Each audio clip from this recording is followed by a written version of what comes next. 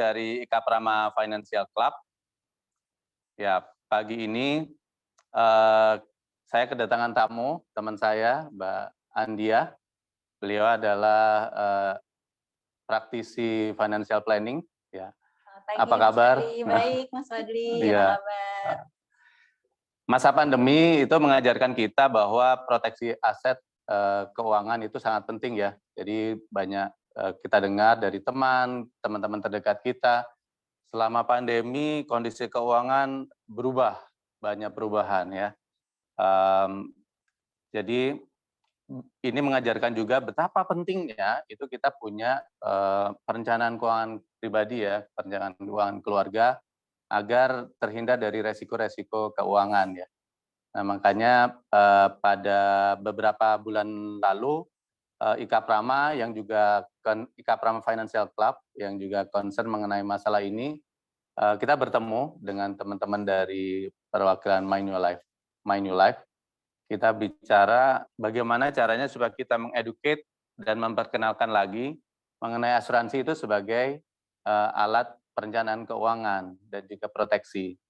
Di samping banyak juga misperception mengenai asuransi di masyarakat ya. Nanti mungkin kita bisa bahas di pagi ini. Jadi hari ini kita webinarnya apa ini Mbak Andia? Hari ini kita akan membahas mengenai asuransi sebagai proteksi aset dan sumber pendapatan yang berkelanjutan gitu sih Mas. Oke, menarik. Siapa ini, ada tamu yang kita undang? Ada 2 orang Mas Fadli. Kita langsung kenalin sekarang aja. Baik, silakan. Oke, yang pertama adalah kita sambut Ibu Yunis, Insinyur Yunis Simbolon, CFP. Halo. Selamat pagi Bu Yunis. Selamat datang Bu Yunis Bu, adalah silakan. Business Manager dari Jakarta Metro 007 PT Asuransi Jiwa Manulife Indonesia. Dan satu lagi ada juga kita sambut Bapak Adi Suryo Nugroho sebagai Region Head dari Selamat datang Pak, silakan. Ya. Oke. Silakan duduk Pak, silakan. Ya. Bu Yunis, terima kasih. Silakan sini. Saya duduk di sebelah sana ya. Silakan Mbak Andia di hostnya acaranya. Thank you. Selamat pagi semuanya. Selamat pagi untuk alumni IKA Prama, untuk mahasiswa, mahasiswa Prasmul ataupun pada semua peserta Zoom yang sudah hadir di hari Sabtu pagi ini. Seperti yang tadi sudah disampaikan Mas Fadli, hari ini kita akan membahas mengenai asuransi sebagai alat proteksi aset dan sumber pendapatan yang berkelanjutan. Langsung aja kita tanya sama ahlinya, Bu ahli.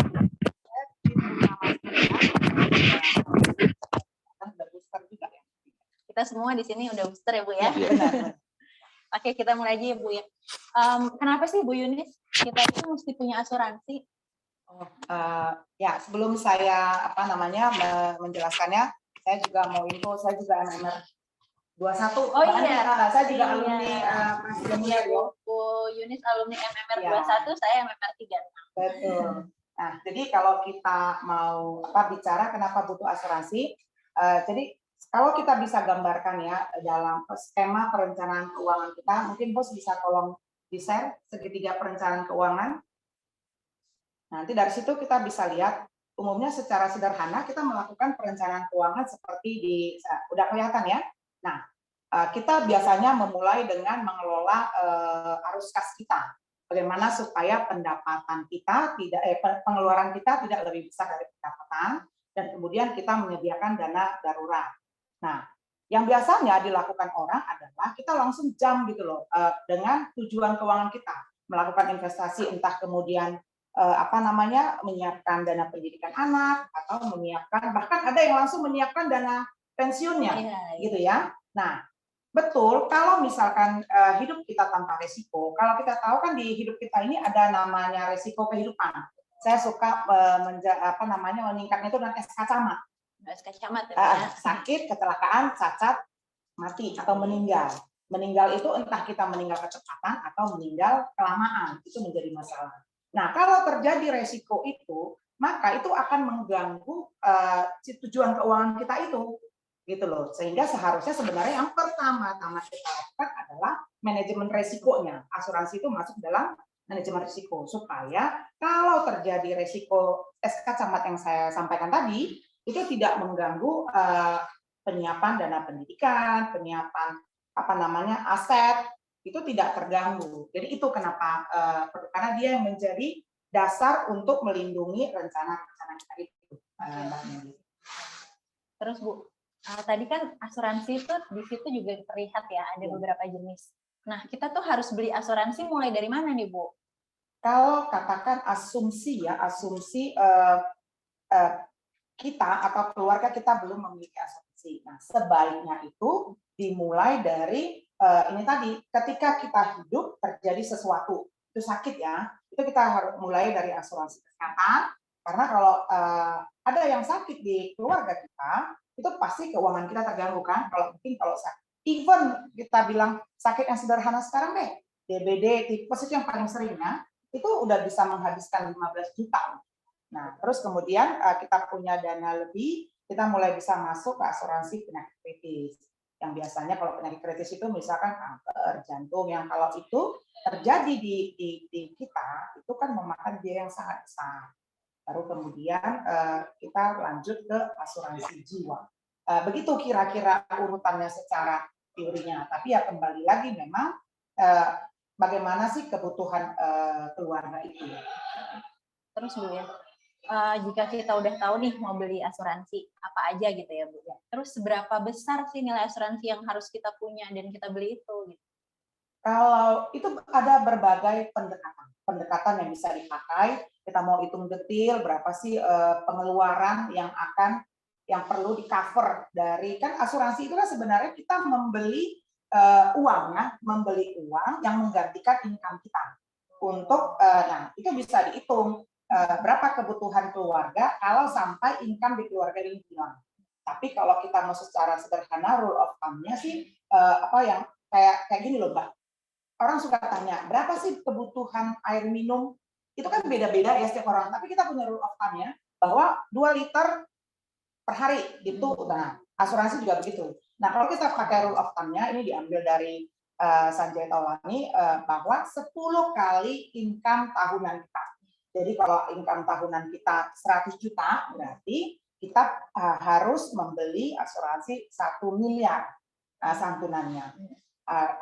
Teori di situ adalah biasanya orang kalau kehilangan sumber income dalam 2 tahun pertama itu pasti keluarga itu sedikit oleng karena berduka tapi ketika mereka oleng, mereka tetap harus bayar listrik kan. Kita kan nggak bisa bilang ke tukang listrik sebentar dong kami lagi berduka, atau ke sekolah berhubung bapaknya lagi meninggal nanti ya bayar uang sekolah, nggak bisa juga kan. Nah jadi 2 tahun mereka boleh berduka dengan tenang, biaya hidup ada. Terus kemudian masih ada, biasa setelah tahun ketiga itu udah mulai stabil, mereka masih punya 8 tahun income dan mereka sudah bisa berpikir di situ bagaimana melanjutkan hidup. Sedangkan kalau asuransi penyakit kritis 5 tahun income. Karena biasanya kalau orang sakit kritis mereka butuh 2-3 tahun untuk berobat secara intensif. Ya kan? Nah, kemudian either mereka sembuh atau harus check up. Nah, tapi keluarga masih punya sisa 3 tahun income. Itu kurang lebih seperti itu. Kalau dana pensiun 20% dari income dia harus sisihkan, sedangkan untuk pendidikan anak 5% dari income-nya. Kurang lebih seperti itu. Berarti kalau dalam satu keluarga nih Bu, siapa aja yang harus kita asuransikan gitu dalam satu keluarga? Nah, tadi kan kita sampaikan bahwa asuransi ini kan kita membeli duit. Nah, tinggal kita lihat siapa siapa yang kalau terjadi resiko kepada dia mengganggu keuangan keluarga, ya kan? Nah, kalau sakit, entah bayi, entah anak kecil, entah orang tua, kalau sakit kan pasti keuangan keluarga terganggu. Nah, berarti itu semua harus diasuransikan. Nah, kalau penyakit kritis itu juga yang utamanya. Kalau kita budget cukup ya semua juga sebaiknya punya asuransi penyakit kritis. Tapi kalau sampai misalkan keuangan kita terbatas, yang mencari income. Karena kalau yang mencari income itu mengalami sakit kritis, yang bersangkutan tidak lagi bisa bekerja, income-nya hilang. Asuransi jiwa seperti itu juga. Walaupun nanti kalau misalkan dananya cukup, sebaiknya semua memiliki asuransi jiwa, walau mungkin tidak sama besarnya. Mungkin buat yang tidak mencari income, asuransi jiwanya hanya sebesar bagaimana mengcover biaya pemakamannya.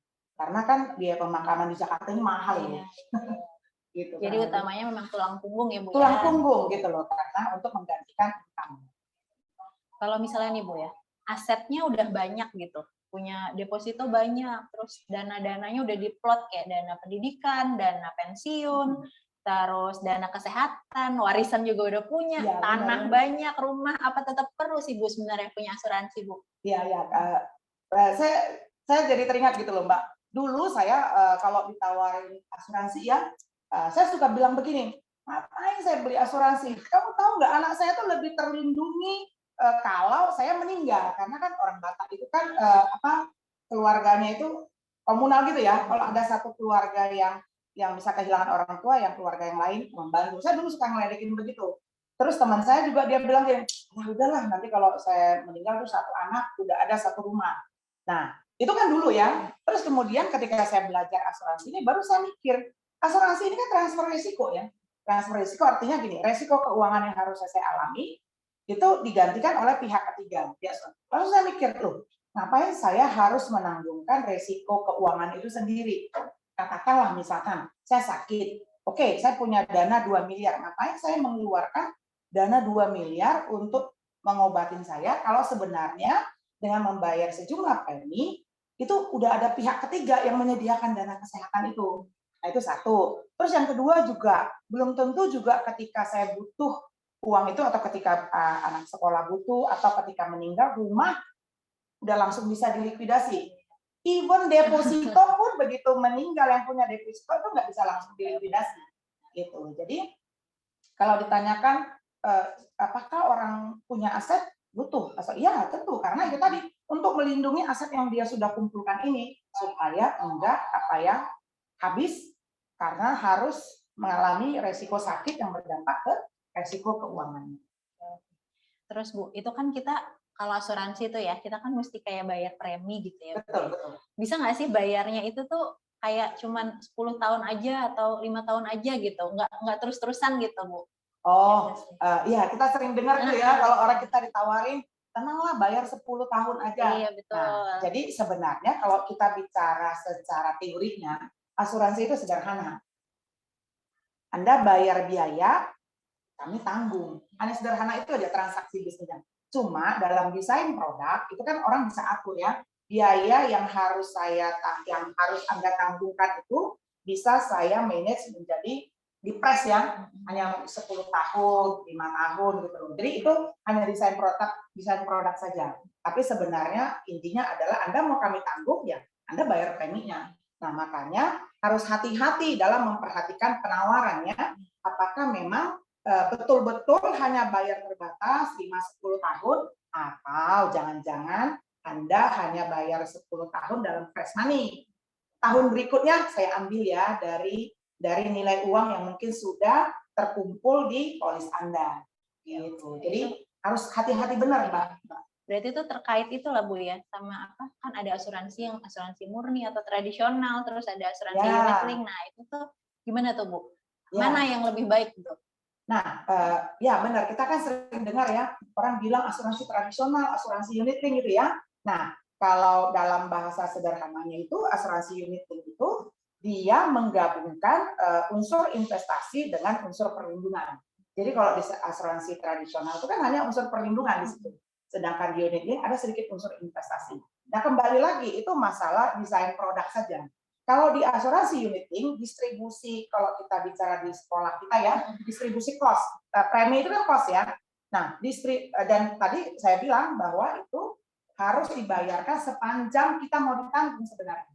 Nah, desain produknya ya kalau dalam bentuk unit link, mereka mendesain bahwa premi itu terdistribusi sepanjang masa kontrak. Gitu loh. Sedangkan kalau di tradisional, itu dia bisa dibatasi 5, 10, 15 tahun, tapi nanti akan terlihat perbedaannya terkesan seolah-olah yang tradisional ini lebih besar preminya. Padahal itu masalah desain produk saja. Betul. Nah, di unit link ini distribusi cost-nya sepanjang masa kontrak, jadi terkesan lebih kecil. Iya. Memungkinkan nggak Bu bayar preminya tuh tetap nggak ada kenaikan gitu, jadi flat terus gitu?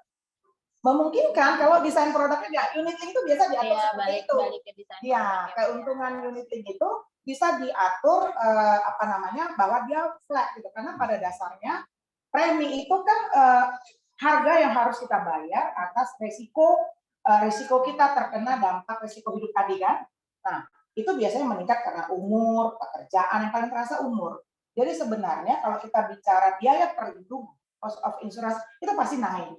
Cuma desain produknya itu bisa diatur ini seperti tidak terlihat naik. Gitu. Tapi pada dasarnya biaya asuransinya itu naik itu sepanjang umur. Ya berarti itu kan maksudnya sekarang tuh banyak tuh Bu ya, kayak kasus yang asuransi yang suka kita dengar gitu ya, misalnya kayak kita udah bayar 10 juta nih per tahun Ya, selama 10 tahun gitu, terus tiba-tiba saat uangnya dibutuhin, ya. kok nggak ada gitu. Oh nggak ada, saya setor 10 kok jadinya nggak ada, harusnya ada 100 juta Iya, gitu kan. Benar-benar. Itu gimana tuh Bu, yang kalau yang kayak gitu Bu? Nah, itu yang tadi saya bilang gitu ya. Jadi harus diingat bahwa ketika kita bicara asuransi, itu ada biaya di situ. Biaya melindungi kita.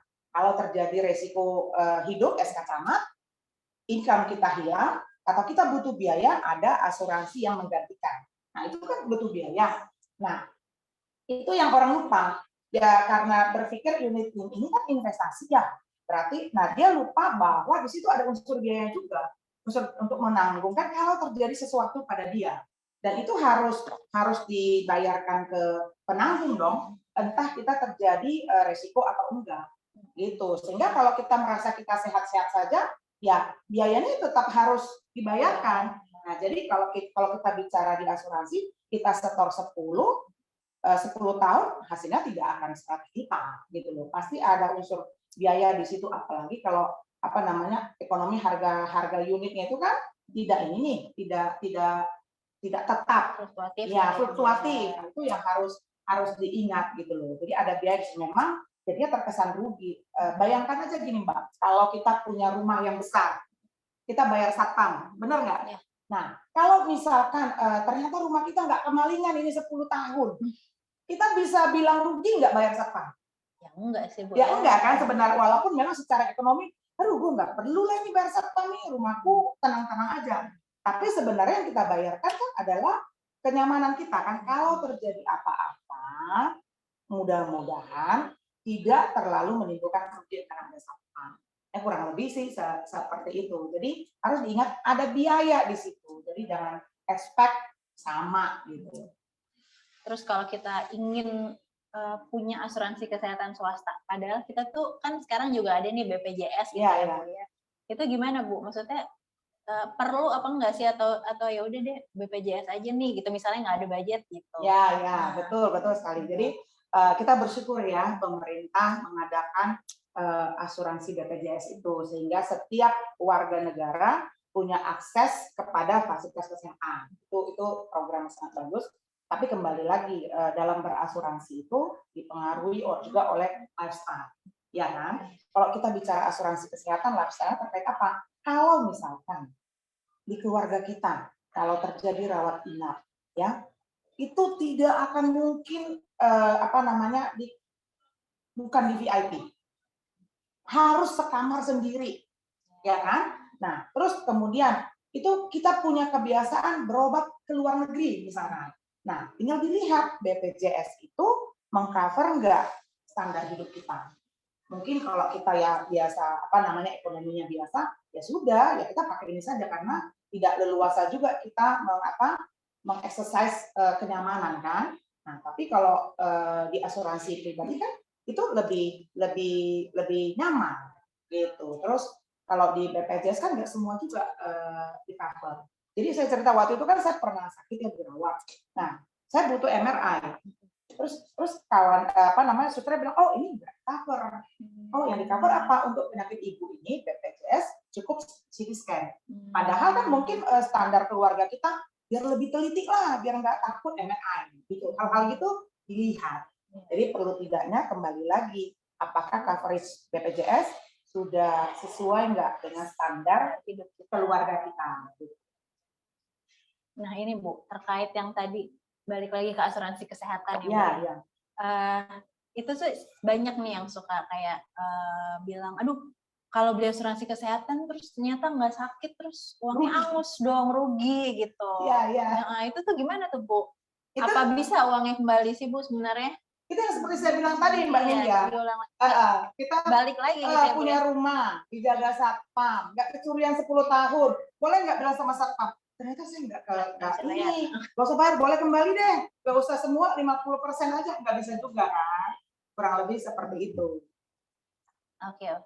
Terus untuk orang tua nih Bu yang punya anak gitu kan, biasanya tuh ingin menyiapkan asuransi pendidikan lah. Ya, Pendidikan ya. kan sering dibilang tuh ada asuransi pendidikan. Nah, itu tuh sebenarnya asuransi pendidikan tuh ada nggak sih Bu? Apa yang diproteksi sama asuransi pendidikan gitu? Nah gini Mbak, kan kalau kita bilang ketika kita menyiapkan dana pendidikan, apa sebenarnya yang paling kita inginkan? Bahwa dana pendidikan anak kita itu terkumpul, entah kita ada atau tidak ada. Kalau kita ada udah pasti dong, ya kan? Kita berinvestasi, apa. Nah, sekarang persoalannya gimana kalau kita nggak ada? Nah, jadi kalau dibilang ada asuransi pendidikan, ada. Yang dijamin sebenarnya adalah komitmen kita untuk berinvestasi. Contoh misalkan saya tahu anak saya baru lahir, kuliah 18, usia 18, saya butuh 500 juta.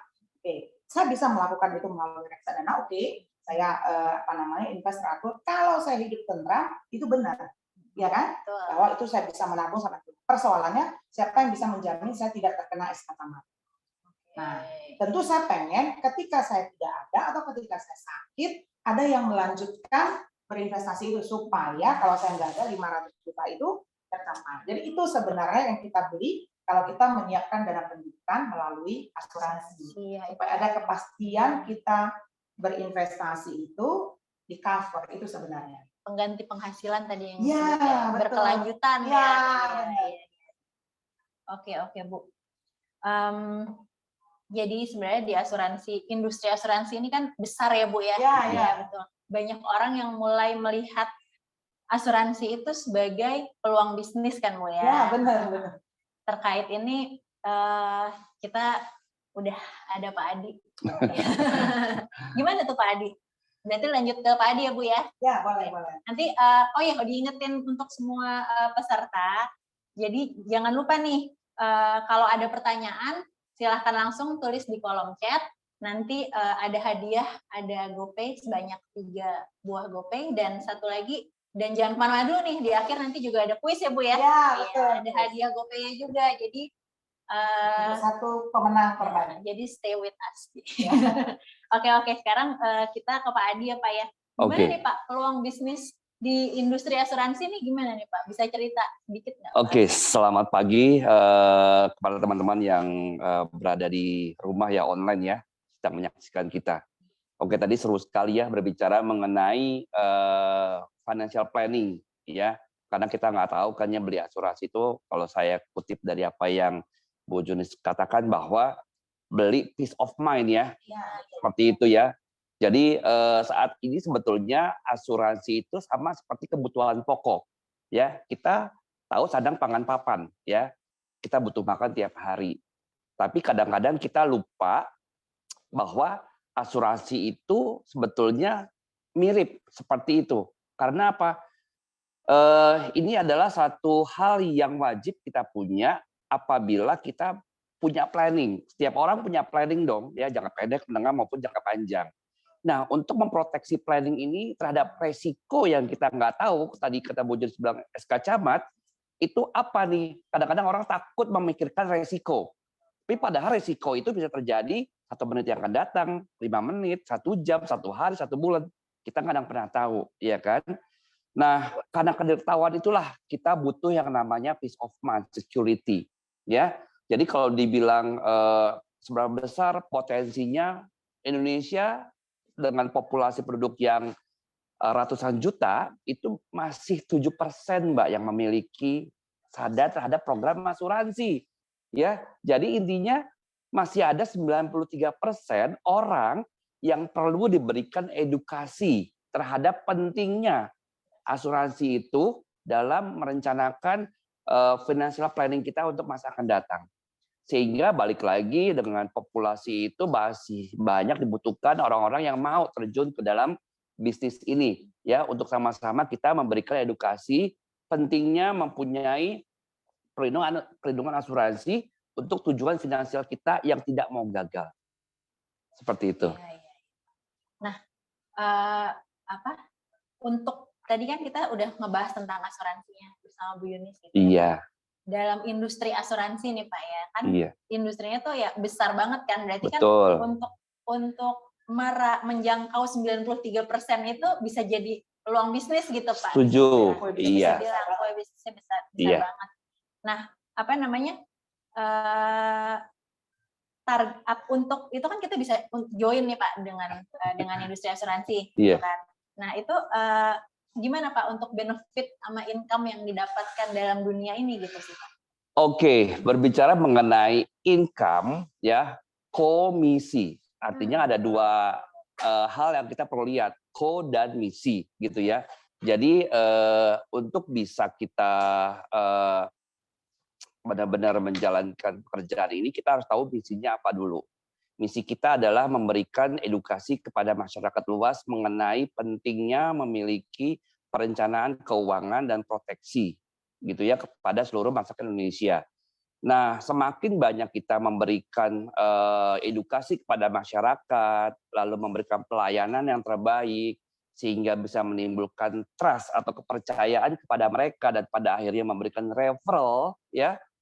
Nah, disitulah baru terjadi yang namanya komisi, gitu. Jadi komisi itu merupakan impact dari profesionalisme kita sebagai agen asuransi dalam memberikan edukasi dan pelayanan kepada masyarakat, ya, kepada nasabah-nasabah kita. Nah, berbicara mengenai komisi, tentunya itu berbanding lurus dengan kerja keras, gitu ya. Karena semakin banyak kita melayani nasabah, semakin banyak kita memiliki nasabah, tentunya komisi juga semakin besar. Tidak hanya komisi yang didapat oleh seorang agen asuransi, tapi juga ada bonus-bonus, ada penghargaan, dan juga ada perjalanan ke luar negeri secara gratis yang diberikan oleh perusahaan asuransi. Cocok buat orang yang suka traveling ya Pak? Benar sekali ya, young and rich ya kalau orang bilang ya, muda, kaya, jalan-jalan gratis semuanya. Nah, sehubungan dengan itu tuh Pak, Iya. Gimana sih pengembangan SDM-nya gitu untuk orang yang tertarik di dunia ini gitu Pak? Baik, pengembangan SDM ya. Jadi nggak usah khawatir buat teman-teman yang mau mencoba untuk menekuni bisnis asuransi. Karena pada umumnya setiap asuransi kan ingin ya membuat agennya sukses. Nah, dalam membuat kesuksesan itu, perusahaan asuransi mempunyai suatu support system ya yang kita siapkan untuk menunjang profesionalisme dari seorang life planner. Contohnya kita memberikan training ya, baik training secara lokal maupun internasional ya. Jadi kita berikan tuh edukasi financial planning dari yang basic ya sampai dengan yang advance sekalipun. Karena kita ingin menjangkau seluruh profil nasabah masyarakat Indonesia. Selain training yang berkesinambungan, baik online maupun onsite, itu kita berikan, Mbak. Jadi dalam kondisi pandemi kemarin, kita sering memberikan training-training dalam bentuk daring. Ya, jadi dimanapun mereka bisa tinggal buka aplikasi Zoom dan bisa belajar di situ. Ya, dan itu juga kita punya aplikasi-aplikasi yang menunjang mereka untuk belajar secara mandiri. Ya, nah selain itu kita juga menyiapkan fasilitas kantor yang memadai, yang dimana mereka bisa datang ke kantor, bikin ilustrasi-ilustrasi untuk nasabah-nasabah yang mereka sedang prospek gitu ya, dan melakukan bisnis di kantor. Selain itu juga kita menyiapkan trainer-trainer dan karyawan-karyawan yang memberikan support kepada mereka jika mengalami kendala di lapangan seperti apa. Ya, jadi dengan seperti itu maka profesionalisme kualitas dari agen asuransi itu sendiri bisa tetap kita jaga dan mereka juga akan mendapatkan support yang maksimal. Karena kalau namanya kita berbisnis kan pada umumnya nggak ada yang ngajarin ya Mbak ya, semua autodidak ya kan. Modal besar, resiko besar ya kan, malah kalau bisa orang lain mencoba untuk menjatuhkan nih kalau namanya bisnis kan, ya karena persaingannya ketat. Tapi di bisnis asuransi malah enggak, kita saling memberikan support, ya kita kasih tahu apabila mereka mengalami kendala-kendala di lapangan. Jadi disitulah akan terjadi simbiosis ya, sehingga setiap orang yang masuk ke dalam bisnis ini mampu untuk memberikan pelayanan yang baik dan sukses ya bersama perusahaan asuransi. Berarti bisa tuh Pak ya, apa harus full time gitu? Apa bisa part time gitu? Nah ini yang menarik ya kan. Kalau kita berbicara bisnis itu kan artinya waktu itu yang menentukan kerjanya adalah kita sendiri ya. Jadi kalau kita mau sukses artinya kita harus kerja keras. Kerja keras itu equal dengan waktu ya. Semakin banyak waktu yang kita keluarkan untuk pekerjaan ini, maka hasilnya juga akan semakin besar gitu ya. Karena komoditas utama seorang manusia kan cuma waktu ya, nggak punya lain ya. Kita cuma punya 24 jam ya kan. Tanpa waktu kita nggak akan bisa mendapatkan apa-apa ya kan. Jadi semakin banyak waktu yang kita curahkan, maka semakin besar potensi suksesnya. Nah, bisnis asuransi ini sebetulnya bisa ditekuni oleh berbagai macam profesi ya. Tapi yang paling unik adalah bisnis asuransi ini adalah first class business, Mbak. Ya, only first class people can do first class job. Ya, jadi hanya orang-orang yang mempunyai kualitas yang bagus bisa melakukan pekerjaan yang bagus. Ya. Nah, jadi dengan konsep entrepreneur ini, maka setiap orang bisa tuh membagi waktu antara pekerjaan inti dengan berbisnis di asuransi ya. Jadi misalkan saat ini waktu yang saya butuhkan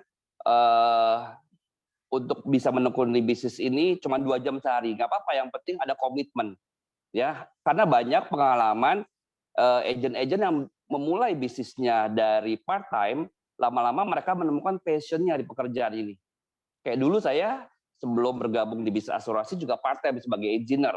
Saya part time 2 jam sehari, ya. Tapi lama-lama keasikan dengan 2 jam ternyata bisa menghasilkan income yang hampir sama dengan gaji tetap saya, gitu ya. Jadi disitulah lama-lama saya bisa memutuskan untuk full time di asuransi. Jadi diawali dengan part time, ya. Jadi kita punya waktu untuk pekerjaan inti, punya waktu untuk keluarga, punya waktu juga untuk hal-hal yang lain. Jadi we are the boss of our time. Iya. Yang tadi juga kayak dibilang kayak kita memfullkan waktu gitu ya Pak. Iya. Itu kan dibilang kayak ya unlimited commission lah gitu ya Pak. Iya. Nah itu gimana tuh Pak? Untuk akan merugikan nasabah nggak sih? Oke, sebetulnya memang tadi saya sebutkan ya income seorang agent tuh unlimited ya, artinya tergantung dari effort kita. Jadi dalam bisnis asuransi perusahaan itu dalam memberikan reward kepada life planner-nya itu selalu memperhatikan 3 hal penting ya. Yang pertama adalah produk yang kita desain itu harus memberikan manfaat yang maksimal buat nasabah. Itu yang paling penting ya. Karena apa? Karena nasabah is number one. Yang kedua, produk itu harus mampu memberikan benefit juga kepada perusahaan. Ya, bagaimana perusahaan bisa mengoperasikan bisnisnya kalau nggak untung? Ya kan. Yang ketiga adalah marketingnya tentunya. Marketingnya juga harus nyaman dan untung. Jadi ketiga hal inilah dalam mendesain produk actuary itu memikirkan sama rata semuanya. Tidak boleh ada yang kurang, ada yang berlebih gitu ya. Karena ketiga-tiganya ini merupakan stakeholder yang penting ya dalam pertumbuhan bisa asuransi jangka panjang. Gitu. Jadi don't worry, walaupun komisi kita besar, tetap produk yang kita buat pasti menguntungkan buat nasabah, tidak merugikan. Penanggung, tertanggung. Iya, betul. Perusahaan untung, agen asuransinya untung, everybody happy, sehingga bisnis ini akan berkembang dengan dahsyat di kemudian hari. Iya, betul. Terus terakhir nih Pak. Oh, terakhir ya. Saya masih baru mulai ini. Langsung semangat. Iya. Yang mau ditanyain udah dijawab Kita udah di cover ya. Ada target bulanan, target yang harus dicapai. Oke, berbicara mengenai target dalam bisnis asuransi sebetulnya tergantung dari motivasi dari setiap life planner yang bergabung pada kami gitu ya. Jadi dari motivasi itulah kita mencoba untuk set targetnya. Karena setiap orang punya motivasi yang berbeda-beda. Ada yang, Pak, saya mau punya income 10 juta dalam 6 bulan.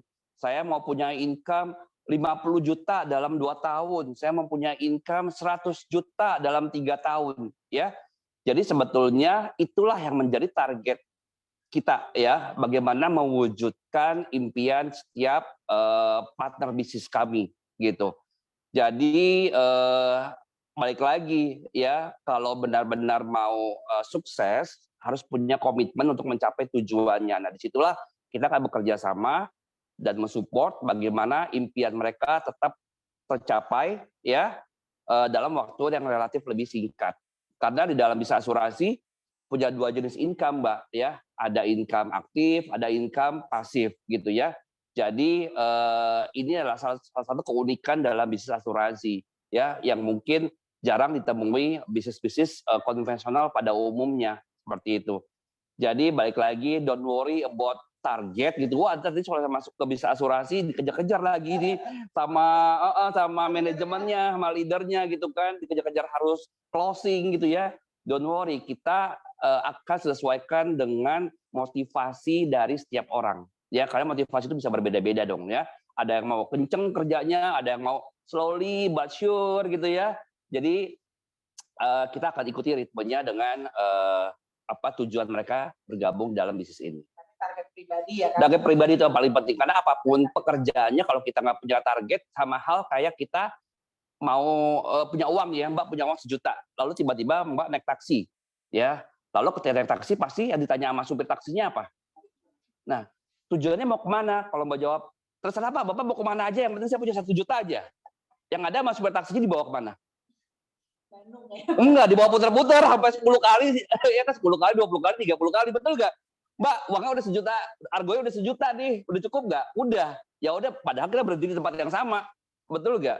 Nah, artinya kalau kita nggak punya tujuan, ya kita akan wasting time, wasting money, ya kan? Akhirnya kita nggak akan dapat apa yang kita inginkan, gitu. Sama kayak tujuan keuangan. Betul, sama tujuan keuangan. Tujuannya apa?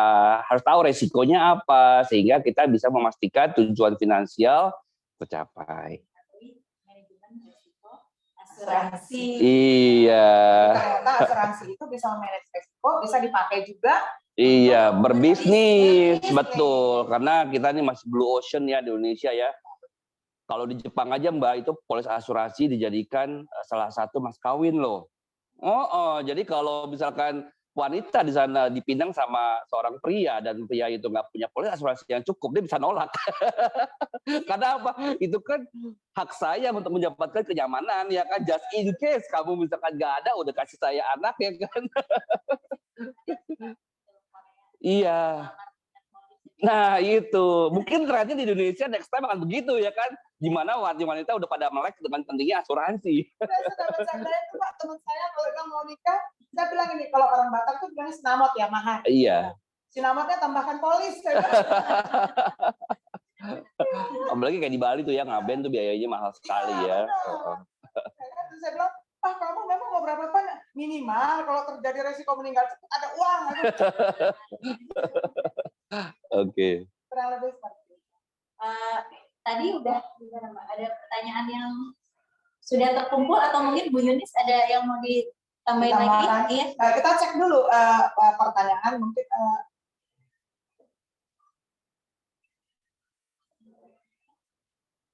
Nah, tadi kan kita sampaikan itu ya, sambil kita menunggu pertanyaan, manajemen resiko yang menarik itu begini Mbak. Kalau kita bicara dalam konteks masyarakat kita ya, di bisnis orang mengenal untuk melindungi resiko keuangan perusahaannya, ya kan? Misalkan dia punya kewajiban dalam dolar, kan dia harus memastikan ketika dia butuh uang dolar itu, uang dolarnya ada, bisa dia beli. Kalau saya dulu belajar di kampus kita tuh dibilang ada hedging di situ kan. Terus begitu juga orang yang di bisnis perkapalan, dia tahu kapal itu kalau terjadi sesuatu pada kapal, income-nya nggak ada kan? Nah, kapalnya diasuransikan. Begitu juga mobil. Kalau kita siapa dari kita yang kalau punya mobil Mercy nggak diasuransiin? Iya. Pasti diasuransiin kan? Nah, kalau menyangkut bendanya, asetnya, orang ingat tuh untuk mengasuransikan. Nah, padahal sebenarnya aset yang paling berharga di hidup kita, di keluarga kita adalah apa? Kita. Kemampuan kita untuk meng-create income itu tadi. Kan income kita ini yang meng-create aset kita yang lain, benar nggak? Jadi sebenarnya kitalah mesin ATM di keluarga kita. Nah, itu kemudian orang menjadi berpikir untuk mengasuransikannya. Benar nggak? Padahal kalau saya tanya misalkan orang punya Mercy, terus saya bilangin ini apa? Kan Mercy kamu belum tentu ketabrak. Memangnya kamu ceroboh? Iya, kalau ada apa-apa, ada yang cover. Nah, padahal itu juga bisa diterapkan kan? Iya. Kan? Iya. Kalau ada apa-apa, kamu ada uang yang mendampingi. Gitu. Kurang lebih seperti itu. Oke, langsung ada pertanyaan nih Bu Yunis nih. Ini ke Saya ya. Gimana nih Pak? Apa aja sih Pak syaratnya jika ingin menjadi life planner? Oke, jadi mengenai syarat tentunya setiap perusahaan asuransi mempunyai syarat yang berbeda-beda ya. Tapi pada umumnya ketika orang ingin bergabung ke dalam bisnis asuransi, yang pertama harus memiliki KTP dulu. Artinya apa? Harus 17 tahun ke atas ya. Nah, ini ya. Iya. Ngurusin sama anak. Syarat yang kedua adalah pendidikan ya. Ada perusahaan-perusahaan yang mensyaratkan pendidikannya harus S1 gitu ya. Tapi ada juga minimal SMA nggak apa-apa gitu ya. Ya sebetulnya syarat pendidikan ini penting karena apa? Karena kita akan belajar mengenai financial planning ya. Nggak mudah kan ya kita belajar mengenai financial planning ya. Kita akan belajar bagaimana sih menghitung UP yang ideal, ya kan bagaimana menghitung dana pensiun dengan faktor inflasi dan berbicara mengenai dana darurat, sehingga banyak sekali knowledge atau ilmu yang akan dipelajari yang berhubungan dengan finansial, sehingga mungkin banyak perusahaan asuransi yang menyarankan minimal S1 sehingga mereka setidaknya secara secara edukatif mampu untuk belajar dan menyampaikan pembelajaran ini kepada masyarakat dengan baik, seperti itu. Jadi syaratnya bisa berbeda-beda, tapi yang paling penting adalah punya KTP. Nggak boleh pinjaman KTP-nya juga. Seperti itu. Iya. Oke. Nah, ini nih Pak. Iya. Kalau ini lebih ke ini atau Pak Adi? Kalau ada yang tertarik nih, bisa hubungin kemana nih Pak? Oh, kalau ada yang entah tertarik untuk jadi life planner. Oh, menjadi life planner. Okay. Entah itu menjadi life planner atau mungkin teman-teman di rumah mungkin sungkan untuk chat ya, mau menanyakan lebih lanjut tentang asuransi, baik asuransi yang sudah dipakai, yang sudah dibeli bisa aja kan? Karena sering orang membeli asuransi itu kasihan sama yang nawarin. Aduh, supaya orangnya nggak ganggu deh gitu ya. Padahal harusnya tadi seperti kita lihat bahwa berasuransi itu adalah bagaimana kita memanage resiko kita. Itu harusnya dilakukan secara terencana dan kita tahu apa yang kita beli, cukup atau enggak. Kalaupun kita udah beli, itu pastikan direview. Nah, boleh boleh menghubungi tim Jakarta JKT Star 007, di sini ada namanya. Nah, silakan. Boleh di screenshot, mungkin nanti saya mau yang review polis juga bisa. Itu yang tadi saya bilang kan. Sebaiknya asuransi kita ini harus update. Kan namanya manajemen resiko. Resiko kita dulu dengan resiko kita sekarang kan berbeda ya Mbak ya. Yeah. Kalau dulu mungkin resiko kita kalau meninggal misalkan mungkin hanya kehilangan income 100 juta ya karena kita baru start pemula. Kan karir meningkat, gaya hidup meningkat. Nah itu juga harus disesuaikan. Dulu mungkin kayak dulu tuh teman saya Mbak, dia kan waktu start dia belilah asuransi kesehatan. Dulu kan masih kelas kamar, aduh udah cukup lah kelas kamar 350 gitu ya zaman dulu, ya kan? Nah, padahal produk kan berubah. Sekarang orang sudah claim on bill. Nah, terus dia juga mungkin standarnya juga udah berubah dong ya. Nah, dia lupa Terus waktu masuk rumah sakit, terus dia bilang, saya mau ke kelas VIP. Terus kita bilang gini, loh, kamu kemarin ini gimana katanya? Ya masa saya direktur kelas ini, kita kan punya usaha sendiri. Masa saya direktur di kelas kamar berdua, malu lah saya, kata gitu. Aduh, gitu. Nah, hal-hal kayak gitu. Jadi kalau ada kawan-kawan, pemirsa, Bapak Ibu yang juga mau mereview polisnya, mau diskusi tentang bagaimana memulai, bisa menghubungi nomor tadi. Iya. Ya, mau nambah, seperti saya bilang kan harus direview ya. Tadi kan jenisnya udah banyak, jangan nih mau nambah asuransi Iya, penyakit kritis gitu ya. betul. Ya. Dulu belinya 1 M cukup lah, income-nya 100 juta setahun, terus 1 M. Ternyata usahanya berkembang, ya kan, omsetnya 2 miliar, tanah udah di mana-mana. Itu kan, rumah udah di mana-mana. Jadi kalau saya analogikan, kalau asuransi yang Bu Yunis bilang itu kayak kita punya payung, Mbak. Ya, betul. Ya, dulu kita mungkin waktu kecil badannya kecil, payungnya cukup kecil gitu kan. Tapi seiring dengan waktu tubuh kita membesar ya kan. Kayak saya membesar. Nah, payung yang kecil itu apakah cukup melindungi kita dari hujan? Dulu Gitu cuma kita ya. sendiri ya, Pak ya. Iya, sekarang mesti ada istri, ada anak. Artinya kita perlu payung yang besar juga untuk apa? Melindungi hujan. Hujan terhadap apa? Resiko yang kita nggak pernah tahu datangnya kapan gitu ya. Dan juga selain review polis, teman-teman yang ada di layar juga bisa membantu ya bagi teman-teman yang ada di online jika ingin bergabung bersama kami ya di Manulife ya, bagaimana prosedurnya bisa langsung hubungi mereka ya. Karena mereka adalah orang-orang yang sedang mempunyai motivasi kuat untuk sukses di Manulife. Kami memang profesional di bisnis ini. Kami memang melakukan ini. Kalau kayak saya dan beberapa tim, kita memang full time di sini. Ya. Curahkan semua tenaga ya, Bu. Karena menemukan passion-nya balik lagi. Dan kita tahu bahwa edukasi itu penting ya untuk bisa membuat seluruh masyarakat Indonesia merasa aman. Dan ini juga kan salah satu memutus mata rantai kemiskinan, Mbak. Iya kan? Karena asuransi itu bisa memberikan security terhadap finansial untuk jangka panjang, tidak hanya untuk diri sendiri, tapi anaknya, cucunya, cicitnya, seperti itu. Ya, oke.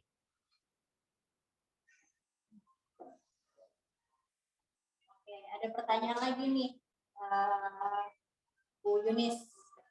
Kalau melihat, aku bacain aja Bu. Ya. Kalau melihat respon di internet, banyak yang kecewa dengan produk asuransi, sehingga sudah ada persepsi yang buruk mengenai asuransi, kurang baik gitu kayak khususnya unit link. Nah, mungkin apa tips untuk memilih produk asuransi yang tepat untuk proteksi dan untuk investasi? Mungkin Bu Yunis bisa jelaskan, mungkin kurang paham mengenai unit link gitu ya Bu. Okay. Nah, memang benar sekali, kadang-kadang ketika kita membeli asuransi setelah belakang kita kecewa. Sebenarnya yang patut kita juga garis bawahi, boleh jadi di satu sisi life planner atau agent yang mengedukasi Bapak Ibu tidak terlalu detail menjelaskan, itu bisa jadi seperti itu, atau bisa jadi juga kita sendiri juga kadang-kadang suka nggak kalau misalkan kayak saya tuh ya sering banget ketika mengedukasi, udahlah saya percayalah sama kamu gitu loh. Terus padahal kita mau menerangkan dengan sungguh-sungguh nih, karena ini kan butuh komitmen supaya benar-benar sesuai dengan kebutuhan dia kan. Terus nggak mau, udah saya percaya sama kamu, itu masih mending percaya terus beli. Dulu malah pernah itu Mbak Nidia, karena saya terangkan detail, terus dia malah kesimpulan gini, ribet beli sama kamu nih. Terus ya ampun. Nah jadi di satu sisi kita sebagai konsumen juga harus benar-benar tahu apa yang kita beli. Sama kalau kita beli handphone, kan kita pasti tanya kan itu orangnya, ini gimana kalau saya mau foto. Nah itu satu. Jadi benar bahwa keribetan itu bisa ada dua pihak yang bertanggung jawab di situ. Nah, karena itulah sebenarnya saya tertarik di bisnisnya itu tadi, supaya saya termasuk yang dulu begitu tuh. Kalau beli asuransi, ribet banget sih ini gitu kan. Terus saya pikir masa sih ini sesuatu yang baik kan. Nah, itu tentang menyangkut yang dirasa rugi itu. Jadi karena kita tidak tahu apa yang kita beli, sehingga ketika kita tidak sesuai dengan kebutuhan kita, ya kan? Kan sesuatu kalau tidak sesuai kebutuhan kita, Rp1 pun menjadi mahal. Benar nggak? Tapi ketika itu sesuai, itu menjadi hal yang murah kan? Dan kita tahu ini sebenarnya beruntung. Katakan misalkan kita beli asuransi kesehatan, terus sakit menghabiskan 500 juta, di cover asuransi, senang nggak? Senang kan? Nah, tapi ternyata yang kita beli bukan asuransi kesehatan rawat inap, cuma untuk ganti aja. berapa hari di rumah sakit. Nah, Cash dulu flow. waktu diterangkan, kita bilang ribet. Ketika kita mau cover, operasi bypass misalkan 500 juta, ini yang ditanggung cuma berapa hari? Maksudnya 5 hari, 5 juta. Nah, kita menjadi marah. Ya, jadi harus diperhatikan. Terus pertanyaan kedua, bagaimana membeli proteksi yang memadai? Nah, yang penting kita ingat, ketika kita berbicara asuransi, ya, di situ adalah biaya, perlindungan, gitu, coverage, proteksi, bukan investasi, gitu loh, bukan investasi. Kalaupun ada produk yang dia lebih mengarah ke investasi, yang dilindungi adalah komitmen kita berinvestasi. Jadi dilihat lagi kebutuhan kita. Kita lebih butuh ke arah proteksinya, atau yang mau saya lindungi sebenarnya komitmen saya berinvestasi. Nah, jadi harus dilihat di situ. Makanya life planner yang baik itu dia harus fact finding dulu ya Pak ya. Dia harus cari tahu dulu apa sebenarnya yang kita butuhkan. Jangan misalkan saya sebenarnya lebih pengen melindungi menyediakan biaya kuliah anak saya kalau dia kuliah 500 juta. Nah, saya mau lebih berat ke investasinya gitu kan ya. Ternyata karena tidak diskusi yang ini dan saya pun tidak bisa diajak diskusi, life planner-nya juga tidak tahu mengarahkan, akhirnya saya beli apa? Lebih ke ininya kan, lebih kepada kesehatan, asuransi jiwanya. Padahal asuransi jiwa kan bicaranya, saya kalau meninggal aja. Sedangkan kalau saya mau melindungi dana pendidikan anak saya pengen kalau saya sakit kritis pun duitnya ada. Nah, gitu loh. Nah, Berarti penghasilan. iya, berarti kan saya bicara sebenarnya saya perlukan pengganti penghasilan. Kalau saya nggak ada, itu lebih kepada ada income yang menggantikan. Iya, tadi kan kayak disebut-sebut tuh sih Bu yang asuransi unit link. Iya. Mungkin dari yang menonton nggak terlalu paham apa sih asuransi unit link gitu Bu. Ya, unit link itu asuransi yang dia menyediakan, memberi kesempatan kepada nasabah memiliki asuransi jiwa, tapi juga berkesempatan untuk berinvestasi. Gitu. Di dalam investasi ini dilihat juga apakah investasi yang memang sekedar kita mencadangkan biaya premi di masa tua, karena biasanya kalau produk unit link itu dia distribusi cost-nya, biaya asuransi itu terdistribusi sepanjang masa kontrak.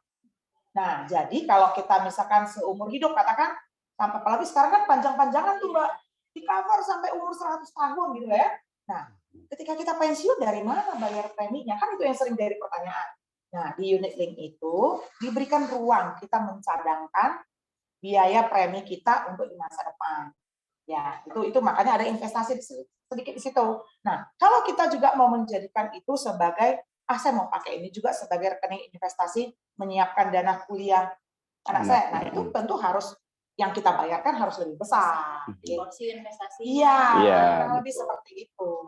Iya, jadi biar lebih paham apa sih unit link bisa lain terus padahal mungkin nggak paham. Nggak paham. Jadi dia cuma bayar kontribusi yang dasar, dia premi dasarnya, tapi mau banyak, tapi mau ditanggung. Apalagi itu tuh yang kalau kita baca artikel dan bayarnya maunya pendek doang gitu ya. Bayarnya pun mau pendek, tanggung seumur hidup.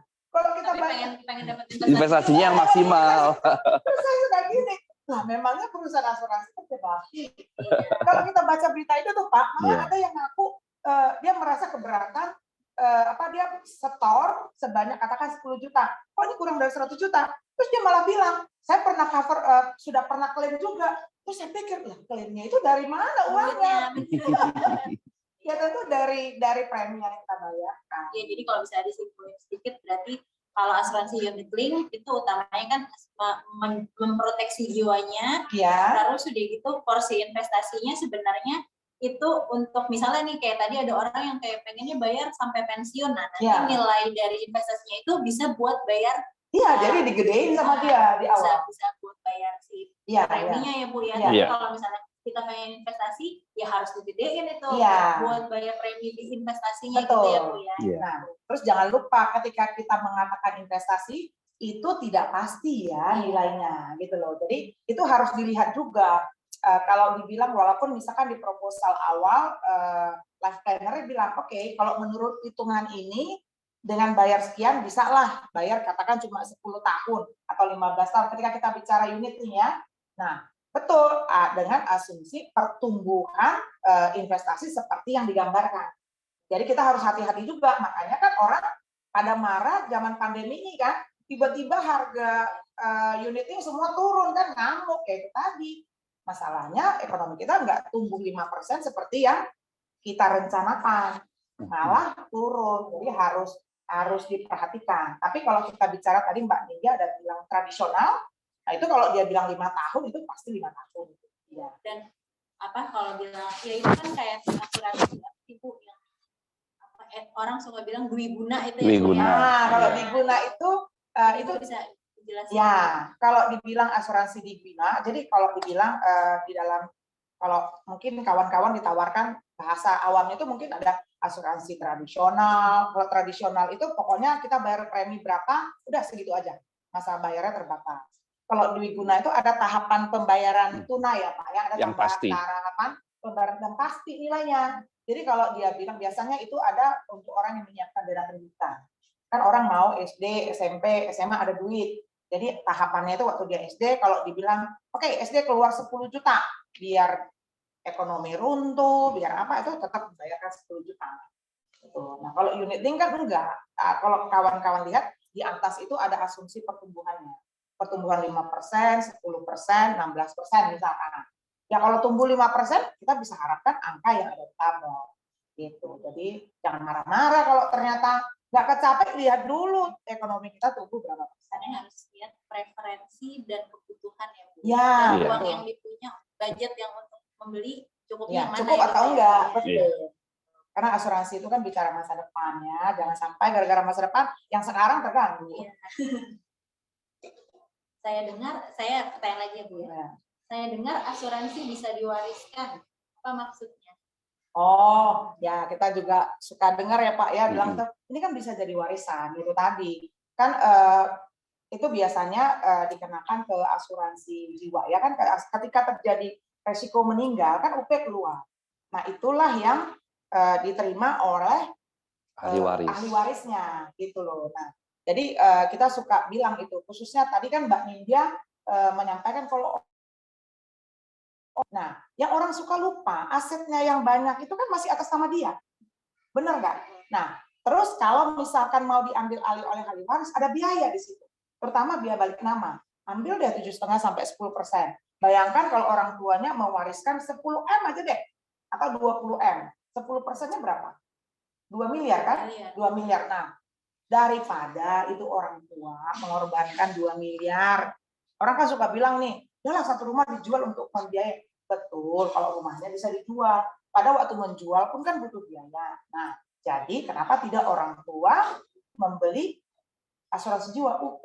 Nah, itulah nanti yang diwariskan ke anak cucu untuk keperluan yang mereka butuhkan. Jadi dua-duanya sama-sama aset ya. Kalau aset, fisik aset ya ada paper aset. Ya, nah, asuransi itu adalah paper aset. Iya. Jadi yang diwariskan itu adalah uang pertanggungan yang akan keluar untuk dialihkan ke ahli waris yang ditunjuk. Dan likuiditasnya juga sangat liquid kalau paper aset ya, dibanding dengan yang fixed aset ya, seperti rumah. Prosedurnya itu ya. Iya, panjang. Dan kalau kita jual butuh, pasti harganya tekan. Ya kan, kalau kita nggak jual butuh lama kejualnya. Jadi serba salah kalau kita punya fix aset ya seperti rumah. Bahkan itu yang orang suka bilang, saya udah ada duit lah kalau kita bilang gitu kan, ada duit nanti membiayai ambil alih deposito. Nah orang lupa begitu meninggal even deposito pun tidak liquid. Di freeze semuanya kan? Dulu. Di freeze kan semua kan. Itu loh. Kayak kemarin kan bapak saya juga baru meninggal ya, dia ada meninggalkan uang lah deposito sedikit untuk biaya meninggalnya dia. Nah itu yang saya bilang, padahal kalau bapak saya beli asuransi jiwa lebih murah, ya kan caranya kan?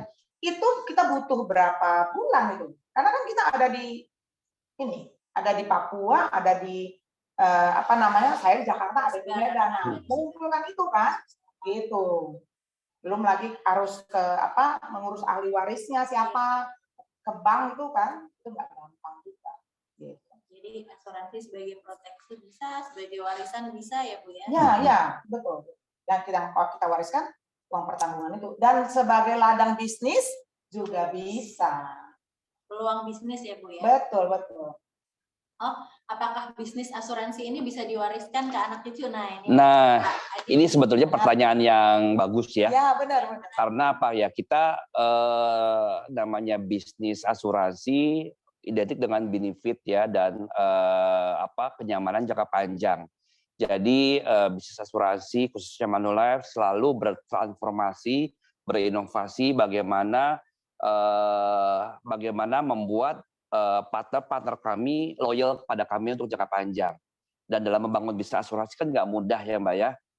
Dari sendiri, lalu mengajak teman-temannya, lalu membangun suatu bisnis asuransi yang besar. Nah, itu asiknya di bisnis asuransi ketika bisnis kita besar dan someday kita memutuskan untuk pensiun, itu bisa diwariskan. Jadi usaha kerja keras kita itu bisa dinikmati oleh anak kita di kemudian hari. Ya, jadi nggak ada yang sia-sia dalam melakukan bisnis asuransi. Ya, jadi luar biasa ya. Artinya pekerjaan kita tidak hanya berbicara jangka pendek, tapi jangka panjangnya juga perusahaan asuransi sudah memikirkan bagaimana ketika kita sebagai partner sudah merasa nggak sanggup lagi menjalankan bisnis ini atau mau pensiun, yuk ajak anaknya ya untuk bisa meneruskan bisnisnya. Langsung di posisi itu gitu ya Pak ya. Ya, tentunya berjenjang dulu ya, sampai di posisi tertentu bisa kita wariskan kepada anak kita. Jadi jangan khawatir membangun bisnis asuransi. Betul, Pak, ya. iya. Kalau tinggi nggak bisa diwariskan Pak. Iya, saya kerja di perusahaan korporat jadi CEO, ya kan. Saya keluar nggak bisa diwariskan lagi. Ataupun kalau saya punya perusahaan, belum tentu anak saya mau meneruskan bisnis saya juga kan. Seperti itu. Jadi jangan khawatir terjun sebagai pebisnis ya Pak ya. Betul. Banyak kan orang mikir adalah jadi karyawan, mau jadi pebisnis. Nah, padahal ini nih ada bisnis yang bisa gampang kita masukin. Oke. Ada pertanyaan lagi nih, sepertinya buat Pak Adila itu. Yes. Apakah sebagai life planner ada benefit lain yang didapat selain dari komisi? Iya, seperti ini udah saya jelaskan tadi ya, bahwa selain komisi, life planner juga mendapatkan bonus-bonus tambahan ya. Ada bonus 3 bulanan ya, sampai bonus tahunan, itu juga ada. Selain bonus juga akan ada penghargaan-penghargaan yang kita berikan kepada tentunya life planner yang berprestasi. Ya, di lain itu juga kita berikan perjalanan gratis ke luar negeri. Ya, yang setahun tuh bisa berkali-kali.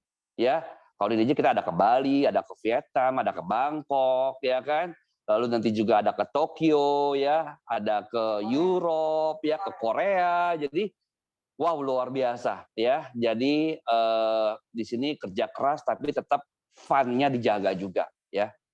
Berarti tadi selain komisi, ada bonus, ada penghargaan, iya, dan ada perjalanan ke luar negeri. Bisa dari yang jalan di Asia doang. Asia doang, ke Eropa, iya. Jadi tanpa mengurangi income kita ya tanpa Pak ya. mengurangi income kita. Jadi kalau keluar negeri udah bawa koper kosong aja di sana belanja.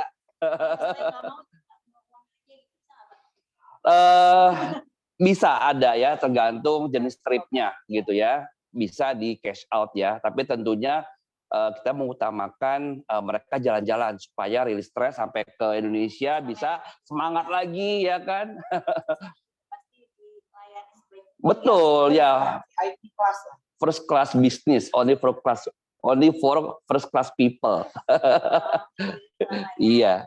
Itu menariknya di bisnis ini ya Pak ya. Kalau saya buka bisnis, saya mau refreshing, saya harus sisihkan dulu kan. Iya, dan ketika di luar negeri mungkin mikirin tuh bisnis saya di Jakarta gimana ya, ada cuan nggak ya, ada komplain nggak ya, jadi fisiknya di luar negeri tapi pikirannya ke Indonesia.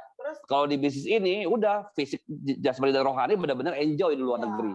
Jadi saya income saya yang saya kumpulkan itu tidak berkurang, saya dibiayai oleh perusahaan untuk refreshing, itu menarik. Healing. Setuju. Oke.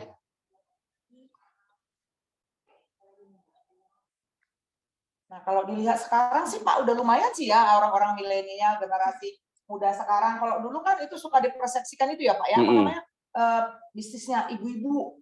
Kalau sekarang sih banyak ya Pak ya profesional. Betul. Yang dia sudah, jadi menarik ini. Kalau kita karyawan ya, kalau kita karyawan pada level tertentu kita kan udah bertindak seperti owner, benar nggak? Disuruh bikin bisnis plan, disuruh bikin semuanya, mengawasi anggaran gitu ya.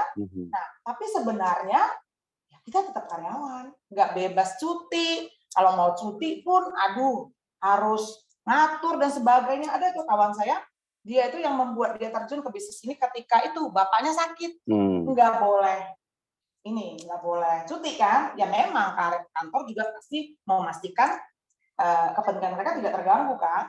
Nggak boleh cuti. Sejak itu kemudian dia bilang, saya harus punya berbisnis. Cuma kan berbisnis nggak gampang, ya kan?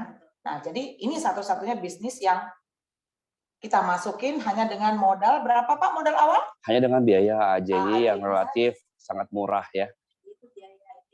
Lisensi untuk kita mendaftarkan sebagai seseorang yang layak untuk menjual asuransi baik yang tradisional, unit link maupun yang digunakan. Jadi ini bukan bisnis tipu-tipu ya Pak ya? Yeah. Diawasin OJK, harus ada lisensi. Iya. Oke. Jadi sebagai tugasnya juga tadi mengedukasi, kita juga sebelumnya diedukasi dulu. Iya. Kayak orang mau orang beli mobil lalu untuk bisa mengendarai mobil itu di jalan raya kan perlu ada SIM-nya. Nah, untuk mendapatkan SIM tentunya perlu ada tes ya kan untuk kelayakan supaya apa? Supaya nggak nabrak di jalanan gitu kan. Sama. Jadi supaya setiap agen asuransi dapat memberikan edukasi yang tepat, mereka harus punya izinnya dulu, ya lisensinya. Iya, betul. Planning untuk hidup dan hidup pribadi. Dan ada ilmunya ini kan, kita belajar itu tuh Mbak kampus. Nah, ada lagi nih untuk Bu Yunis ya. Saat ini sudah banyak asuransi yang dipasarkan menggunakan marketplace. Apakah tren pemasaran ke depan akan lebih intensif secara digital? Apakah ini akan mengancam peran life planner? Ini Pak, lebih ke Pak Adi kayaknya nih, ya Pak ya?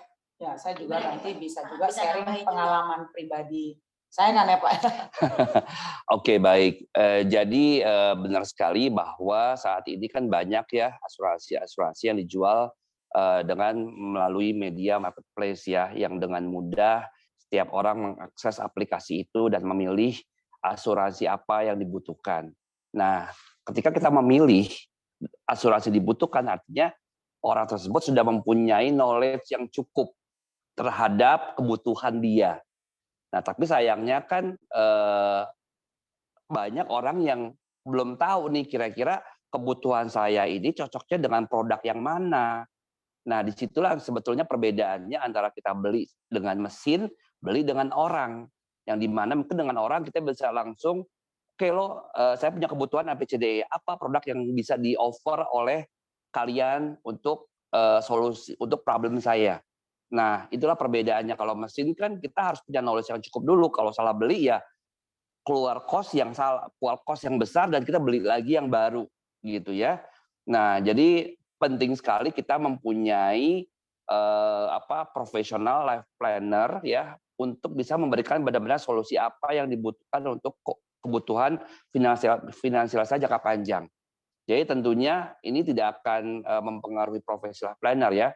Karena pada prinsipnya mungkin asuransi yang dijual di marketplace itu asuransi yang simple-simple kayak asuransi mobil, rumah, atau cash plan, asuransi yang double claim seperti itu. Tapi kalau asuransi jiwa, critical illness, itu saya sarankan berhubungan dengan life planner langsung. Karena mereka akan memberikan servis kepada kita dalam waktu jangka panjang. Bukan cuma edukasi awalnya, tapi juga after sales. After sales-nya itu betul ya.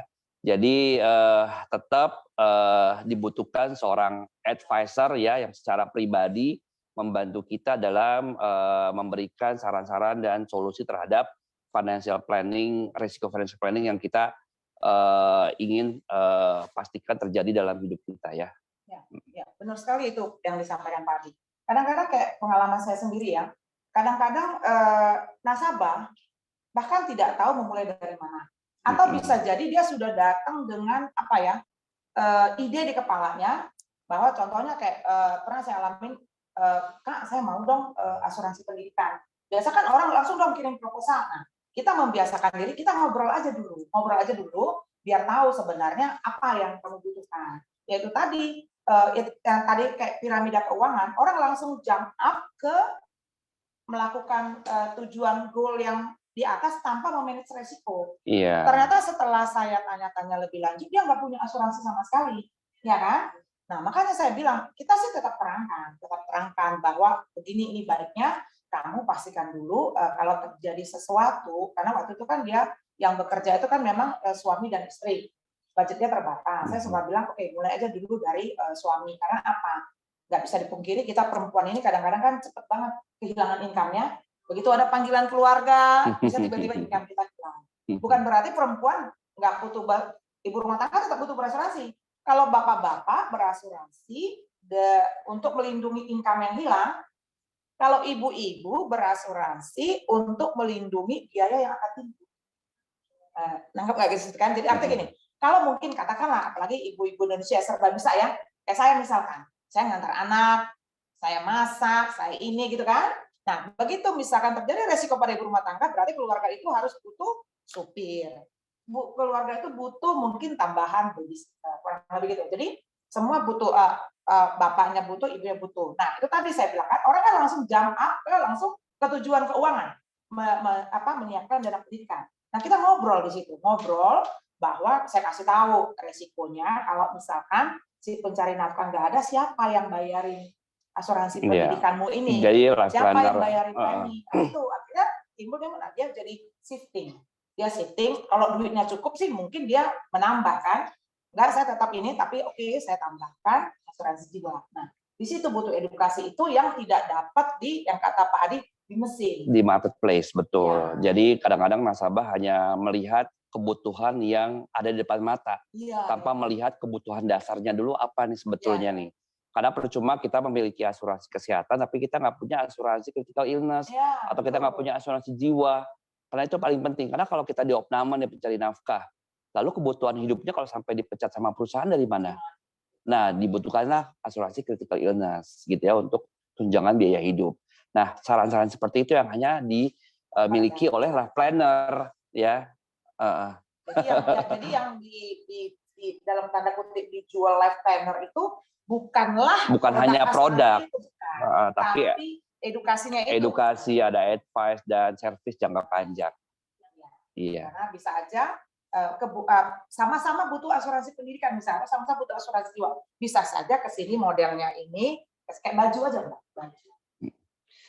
Oke. Kira-kira seperti apa real case jika menjadikan asuransi sebagai alat proteksi aset?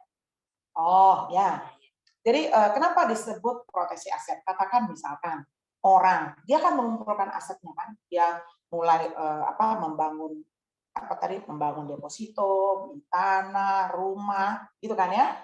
Nah, oke, benar itu dia merasa saya tidak butuhlah asuransi, ya. Nah, betul kalau hidup kita ini sehat, kayak kata Pak Adi, nggak ada kena penyakit kritis sampai akhir hayat kita. Ada yang bisa jamin nggak? Bisa nggak kita mengatakan ke diri kita, pasti saya nggak kena penyakit kritis? Nggak bisa kan? Nah, kalau sampai itu terjadi, aset yang tadinya kita kumpulkan ini, kan jadinya harus kita jual. Benar nggak? Ya. Untuk membiayai, ya kan? Nah, jadi artinya yang tadinya tujuan kita mengumpulkan aset ini, ya tidak tercapai. Gitu loh. Misalnya tujuannya buat sekolah gitu ya, Bu ya. Saya mau mewariskan anak gitu loh, misalkan, atau misalnya betul tadi kayak kata Mbak Dede bahwa ya deh saya mau menyiapkan 1M deh buat anak saya kuliah di luar negeri. Dia mulai dong kan melakukan investasi di reksadana. Nah, belum itu tercapai, terjadi resiko kena penyakit kritis. Itu kan bubar semua. Nah, itu yang dibilang melindungi aset. Termasuk juga katakanlah misalkan terjadilah resiko meninggal, ya kan? Nah, asetnya ini dia nggak beli asuransi jiwa misalkan, mau ngambil alih dibagi 5 anak, ya kan? Ya kan nggak bisa, gitu loh. Karena siapa yang akan bayar pajaknya? Siapa yang akan bayar balik nama? Kan nggak ada. Makanya suka lihat nggak rumah yang tadinya bagus, tahun kedua tiba-tiba atapnya udah nggak ada. Ya itu tadi, ya kan? Tadinya mau diwariskan dengan utuh, karena nggak ada yang mau ngalah kan? siapa yang mau bayar PBB-nya? Belum tentu ke saya gitu kan. Kalau dia punya asuransi jiwa, ya kan, itu yang bisa dialihkan ke anak untuk memelihara asetnya ini, dan nggak perlu terjual aset-asetnya kalau yang bersangkutan sakit. Lagi penyakit kritis tuh mahal banget Pak, Iya, setahun betul. bisa 1 miliar, 2 miliar. Teman saya jual 1 rumah sama 1 mobil. Karena penyakit kritis Iya, ya. dan yang menyedihkan udah habis pun kita, habis aset yang kita kumpulkan bertahun-tahun, ya tetap harus check out juga kan. Gitu. Jadi Iya. mentransfer resiko itu tadi. Iya, jadi supaya sakit ada uang, ngapain kita menyediakan uang sendiri melalui aset kita kalau ternyata itu bisa dibiayai oleh orang lain dengan kita membayar harga premi. Gitu. Ada lagi nih kayaknya. Nah, ini kayaknya lebih ke Pak Adi nih. Oke. Apa kunci sukses menjadi life planner? Bagaimana agar life planner ada progres dalam menjalankan bisnis ini? Baik, ini sebetulnya sudah saya jelaskan tadi ya di pembicaraan di awal. Untuk sukses menjadi seorang life planner, tentunya harus punya motivasi yang kuat, ya. Motivasi untuk sukses dalam mencapai tujuannya melalui bisnis asuransi. Karena apa? Karena dengan motivasi maka kita akan melihat pekerjaan ini tidak hanya untuk short term, jangka pendek, tapi melihat untuk jangka panjang, gitu ya. Karena jujur banyak orang yang mungkin dibilang, oh baru sebulan, 2 bulan, 3 bulan tiba-tiba keluar dari profesi life planner gitu ya. Muntaber mundur tanpa berita. Ya karena apa? Baru ditolak 3-4 orang, langsung berpikir, waduh pekerjaan ini susah banget, kayak nggak cocok buat saya deh gitu kan. Ada baru 3 bulan ya? Baru 3 bulan, baru juga ditolak 5 orang ya kan, belum 100 orang nolak gitu ya. Nah karena apa? Karena memang motivasinya nggak cukup kuat untuk mengejar impiannya di bisnis asuransi. Jadi balik lagi harus punya motivasi yang kuat ya. Dan kedua, kalau motivasi sudah kuat dan kita lakukan pekerjaan ini day to day, maka itu akan menimbulkan suatu passion ya.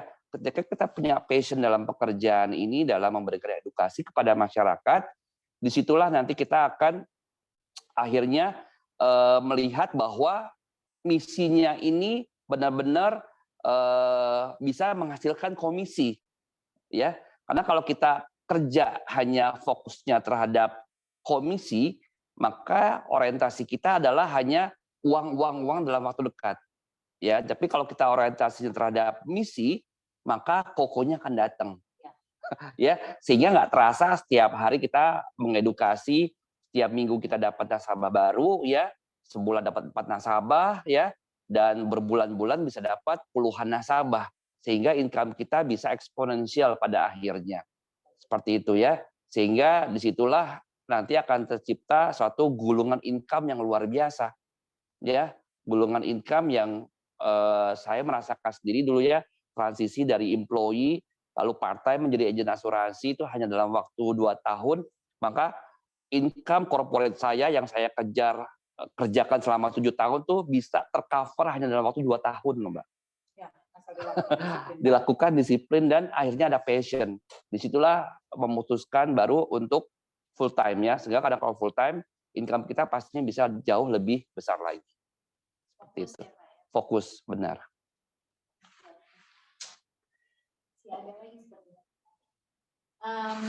Kalau misalnya saya salah satu pemilik perusahaan, apakah asuransi ini bisa menjadi alat proteksi untuk keberlanjutan perusahaan saya jika saya meninggal? Ini lebih ke Yunis. Oke, key person ya. Ya, bisa aja. Jadi contohnya gini, saya adalah orang yang ini biasa terjadi di perusahaan keluarga ya. Biasanya kan think tank-nya itu adalah pada katakanlah saya pemilik perusahaan, benar nggak? Walaupun ketika misalkan si pemilik meninggal, kan itu pasti akan terganggu sedikit, benar nggak?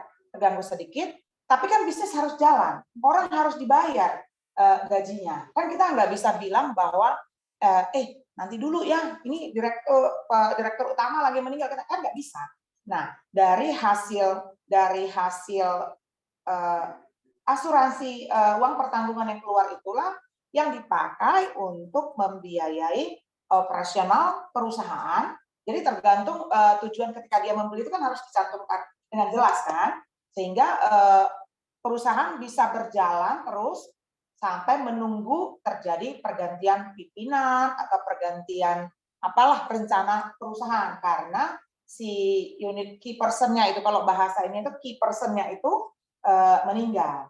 Itu sebenarnya bisa juga jadi begini Pak, ya saya pernah dengar tuh kalau dia 3 orang tuh, itu kan tadi kalau 1 orang ya person-nya. Bisa juga misalkan saya sama Pak Adi nih, saya Pak Adi bikin bisnis barengan sebagai investor tentu ya. Tentu saya memilih Pak Adi karena visinya sama, benar nggak? Nah, ketika berbisnis, terus kemudian sangat penting saya dan Pak Adi memiliki asuransi jiwa. Gunanya untuk apa? Untuk kalau salah satu harus check out, ya kan? Kan belum tentu keluarganya mau meneruskan. Nah, boleh jadi mereka memaksa untuk kemudian saya mau jual lah saham ini, gitu ya, karena saya kita nggak mau meneruskan ini. Dan itu bisa mengganggu kelangsungan bisnis. Kelangsungan. Ya. Terus juga boleh jadi kemudian kita harus menjual ini ke pihak lain yang tidak sevisi dengan kita, dan jualnya harus. Dan itu juga bisa mengganggu kelangsungan bisnis. Nah, jadi itu dengan adanya kita membeli asuransi yang tentu ada klausula bahwa tujuannya ini untuk apa. Nah, kalau terjadi salah satu harus check out, perusahaan kan tetap jalan kan. Uang asuransi jiwa yang keluar itu bisa dibayarkan ke pemilik, ke keluarga, ahli waris, sehingga ini bisa dimiliki oleh yang sisa. Jadi, kurang lebih begitu. Jadi iya, UP jiwanya dibelikan sejumlah saham yang dimiliki, sehingga kelangsungan keuangan perusahaan bisa terus beroperasi. Dan ahli waris juga bisa mendapatkan haknya, betul. Sehingga itu pentingnya ya memiliki asuransi untuk key person ya dalam stakeholder suatu perusahaan. Jadi itu makanya dibilang uniknya asuransi ini sebenarnya banyak gitu loh, banyak. Intinya kan dia memanage resiko keuangan yang terjadi.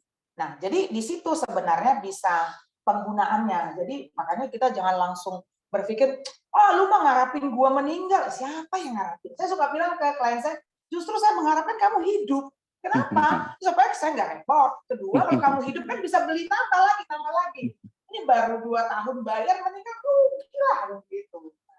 Jadi sama-sama namanya asuransi jiwa, tapi bisa dipakai bermacam-macam untuk mitigasi risiko. Jadi kayak gitu ahli waris itu bisa keluarga atau bisa orang keluarga inti. Iya. Gitu. Tapi kayak orang Batak itu bisa meninggal, dia matinya kan mahal Mbak. Daripada suruh keluarga bayar urunan, saya suka bilang daripada kalian urunan dia yang meninggal. Kalau dia meninggal tua tuh bisa 200 juta loh Pak. 200 juta. Kalau 4 anak seorang urunan berapa Pak? 50 kan? Daripada kalian urunan 50 juta, nanti kalau urunan aja Pak Emi, jangan-jangan satu orang cuma kena 500.000. Iya kan? Uang kecil beli uang besar. Uang kecil beli uang besar. Namanya tetap asuransi jiwa. Gitu.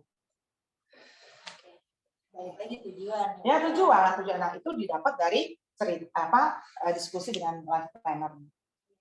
Lagi nih kayaknya untuk Pak Adi ya Pak ya. Untuk menjadi life planner, apakah perlu sertifikasi khusus? Dulu kalau tidak salah ada persyaratan AAJI. Apakah perlu sertifikasi CFP juga? Apa bedanya sertifikasi AAJI, CFP, dan CWM? Orangnya familiar ini Pak. Ya udah tahu singkatannya Pak. Lalu tinggal direkod nih berarti. Yang paling utama menjadi seorang life planner adalah memiliki sertifikasi lisensi AAJI ya, karena itu wadah kita ya dalam melakukan aktivitas sebagai life planner. Mandatori. Yang kedua seperti CFP, CWP gitu ya, itu adalah add-on ya. Sertifikasi yang dapat menunjang profesionalisme kita dalam memberikan servis kepada nasabah. Contohnya, mungkin kalau saya cuma AAJI, saya hanya bisa memberikan edukasi ala kadarnya, gitu ya. Ya udah Pak, Bapak beli asuransi untuk kesehatan, UP jiwanya sekian, ya manfaat penyakitnya sekian, tanpa mengetahui apakah itu efektif atau tidak untuk nasabah ini. Ya terkadang kalau agent kan yang penting kamu closing, saya udah happy. Mau 300.000 kayak mau 500.000, yang penting saya happy. Tapi someday hati-hati, next time kalau misalkan someday nasabahnya meninggal, lalu ahli warisnya akan bilang kayak gini, kamu kok dulu hanya beli asuransi bapak saya cuma 300.000 happy sih. Ini sekarang akibatnya saya cuma terima OP jiwa 10 juta nih. Ya kan? Bagaimana tanggung jawab kamu sebagai life planner? Gitu ya. Baru tuh ya. Oh iya ya, dulu saya sih jual asuransi supaya dapat closing doang, yang penting happy tanpa melihat benar atau enggak. Nah, sehingga itu kan tidak maksimal ya dalam memberikan servis kepada nasabah. Makanya dibutuhkan sertifikasi tambahan sehingga apa kita bisa memberikan solusi yang benar-benar efektif dan tepat buat nasabah melalui apa? CFP ya, Certified Financial Planner. Di situ kita akan belajar benar-benar bagaimana menghitung nilai masa akan datang ya, menghitung UPI dia, critical illness, menghitung dana darurat ya, sampai investasi apa yang cocok buat nasabah sesuai dengan kebutuhan dan tujuannya dia. Ya, jadi kita lebih banyak knowledge ya sehingga nasabah juga bisa benar-benar mendapatkan informasi yang lengkap. Kan enak ya kalau ngomong sama orang yang lebih jago, lebih wawasannya luas ketimbang sama orang yang hanya taunya jual produk doang. Gitu ya. Jadi itu penting sekali sehingga apa itu juga bisa meningkatkan sukses kita juga. Yang tadinya nasabah mungkin potensinya sebetulnya bisa closing 200 juta, ya kan? Tapi karena kita nggak punya knowledge yang cukup, closing sama saya cuma 1 juta. 200 jutanya bukan masalah sama orang yang punya gelar CFP. Karena dia tahu bagaimana cara membuat nasabah maksimal proteksinya. Seperti itu. Jadi penting sekali ya add-on atau tambahan sertifikasi untuk meningkatkan knowledge kita dan profesional kita dalam memberikan servis kepada nasabah untuk jangka panjang. Tentu ada investasi uang dikeluarkan ya, itu part of investment ya untuk nambah knowledge kita.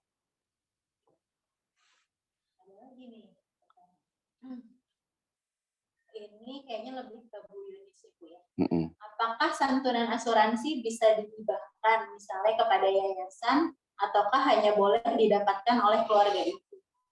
Itu bisa ya Pak ya, bisa. Nah, yang penting ada administrasi yang perlu dilakukan di awal itu ya Pak ya. Itu. Jadi makanya misalkan nih saya merasa itulah tadi Pak Mbak yang saya bilang orang kaya merasa nggak butuh asuransi, itu tadi asuransi itu bisa dia pakai daripada dia jual satu rumah untuk disumbangkan ke yayasan, ya kan? Ya udah saya bayar premi sedikit bisa menyumbangkan untuk yayasan yang dia tuju. Jadi jawabnya sangat bisa sekali. Jadi banyak tujuan. Asal di awal udah tadi yang Ibu bilang ya, di awal udah ditentukan siapa ahli warisnya gitu. Dan dipenuhilah syarat hukumnya ya Pak ya, karena kan menyangkut badan hukum nih, gitu.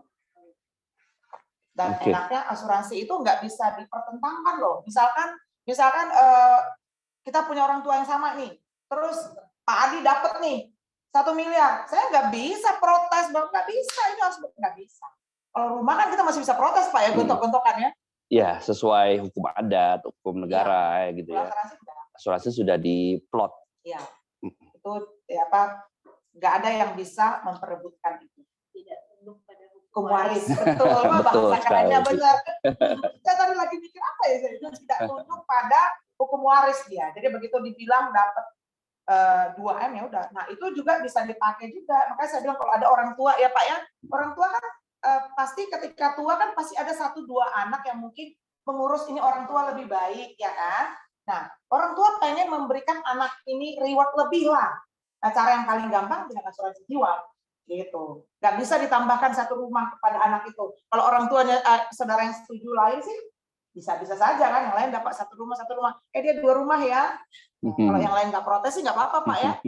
Cara paling gampang memberikan asuransi jiwa dengan menunjuk anak yang menurut orang tua itu mau dibuat lebih karena mengurus dia lebih banyak, itu saudara lain tidak bisa menggugatnya.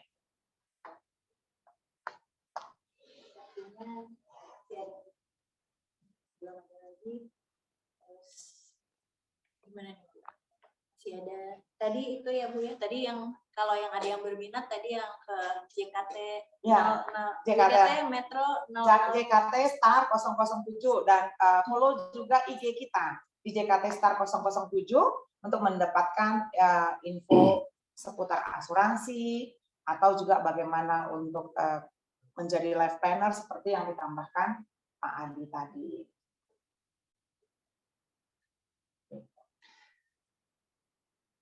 Kira-kira Pak, itu yang tadi saya bilang Pak, tadi itu apa? Enaknya di bisnis ini ya Pak ya, resikonya juga rendah ya. Bayangkan kalau kita warung, saya pernah ngewarung tuh Mbak. Ya. Jadi begitu orang Batak bisnis warung nih Bu ya. Iya, bisnis warung lah istilahnya kan. Jadi alumni Prasul bisnis warung ya. Nah, jadi yang saya dapatkan adalah kan kita jadinya kan menggenjot nih Pak bisnis ini. Waktu itu kan kita gas sama Aqua. Terus suami saya bilang, oh, kita gas, kita mau melayani seputar, saya tuh di kompleks Eramas 2000. Kita jadi mikir kan, kalau mungkin hanya seputar, kita cuma bisnis iseng menunggu kuliah. Memang sih hanya kalau melayani orang kompleks, saya cukup menyediakan 50 galon. Itu yang sederhana, kenapa misalkan bisnis ini menjadi lebih menarik ya. Nah ternyata ketika suami saya merencanakan, kita keluar kompleks deh melayani, saya promo. Terus nggak mungkin kan dengan 50 galon yang hanya bisa ditaruh di garasi. Terus, nah kalau melayani itu sudah berapa? Kita kalau bisa supaya lebih murah kan belinya ini dong minimal 200 kata suppliernya. Ya mau taruh di mana galonnya? Nggak jadi. Selain karena uang juga mikir, terus tempat juga menjadi tidak memadai kan garasinya. Padahal namanya bisnis ya Pak ya, kalau mau dapat income lebih kan skala bisnis juga harus. Iya, jadi omset identik dengan modal. Modal benar. Iya, modal identik dengan resiko gitu. Jadi kalau di bisa asuransi ya modalnya cuma 300.000. Iya kan, jadi resikonya cuma di situ aja. Tetapi potensi income-nya bisa sampai ratusan juta didapat dalam 3 tahun. Ya, selain menjadi professional life planner, kejar karir bisnisnya. Karena karir bisnis di Manulife khususnya itu bisa memberikan kemudahan kepada setiap partner kami ya untuk menjadi business director dan potensi income-nya sampai 3 digit. Ya, ya. Kalau karyawan pun nggak bisa ya Pak, kita misalkan mau rajin, saya mau dapat 100 juta income kita misalnya baru 50 juta nih gaji kita sebulan. Nggak bisa misalkan, udah deh saya kerja 25 jam sehari. 24 jam Bu, nggak bisa 25 jam. Nah, itulah Pak, biar kita kerja 25 jam sehari itu nggak bisa mendadak bulan depan income kita menjadi 100 juta. Oke. Mungkin apa udah mau ya? masuk ke quiz aja? Iya, masuk ke quiz coba kita lihat kita having fun ini Pak. Jangan lupa masih stay di acara kita karena akan ada 3 GoPay untuk 3 penanya terbaik dan 1 GoPay untuk yang pemenang kuis. Terus jangan lupa nanti yang terpilih boleh meninggalkan nama dan kontak nomor telepon untuk dihubungi oleh panitia setelah acara. Ini familiar lah pasti orang Prasmul dengan main Kahoot. Masing-masing siapkan gadgetnya. Akan segera dimulai kuisnya. Oke.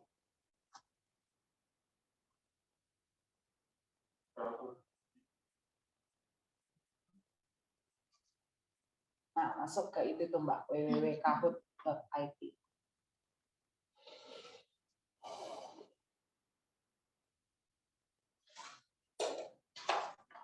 Ya.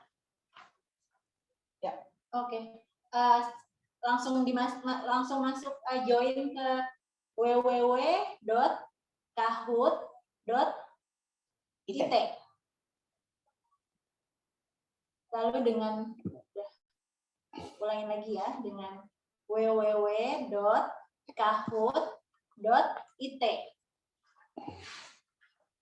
Masuk dari gadget masing-masing ya Mbak ya? Dari gadget masing-masing. Ya. Nanti masukkan PIN-nya itu tuh Mbak. PIN-nya 963 376. Ayo pada main. Ya, PIN-nya 963 376.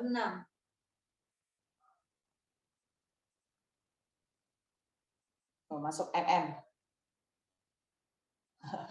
Ada Fadli asli, berarti ada Fadli kurang asli dong berarti. Ada band. Kita ulangi lagi ya. Masuk ke www.kahoot.it, PIN-nya 963376. Atau bisa juga scan barcode itu. Ya, atau juga bisa scan barcode-nya bisa muncul nggak sih? Itu ada di kanan.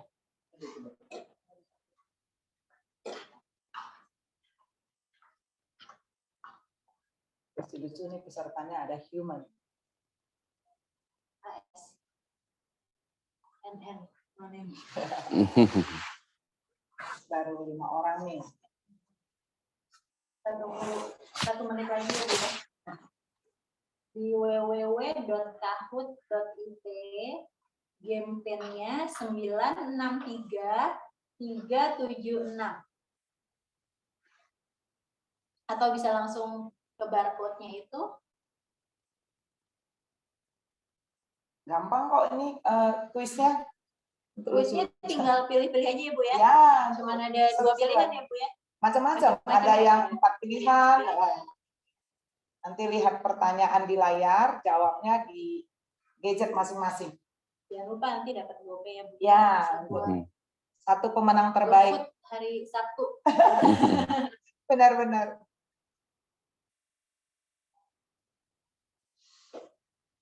Oke, udah lumayan yang join ya, Bu ya. Ya, ada berapa satu dua. Mau dimulai aja. Masih ada yang mau join nggak Ada ini? yang mau join ya, sekali lagi di panggilan ke www.kahoot.it, PIN-nya 963376, atau boleh langsung ke barcode yang tersedia. Pemenangnya akan dapat GoPay. Kayak itu Mbak, kayak panggilan pesawat. Ini panggilan terakhir. Panggilan terakhir pesawat yang menuju Medan. Jadi ini pun gitu, panggilan terakhir kepada para peserta. Oke. Ya berarti kita mulai aja ya, Mas Bona ya. Oke. Oke. Kita mulai. Dibacain. Aku tahu nih. Ini musiknya nggak keluar. Mungkin pakai musik biar semangat. Nah, itu pertanyaannya Mbak.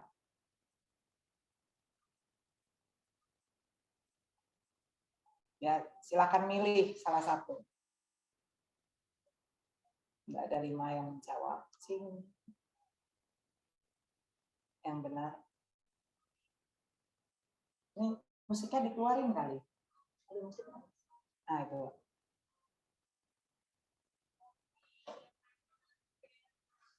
Ini pertanyaan kedua. Memiliki.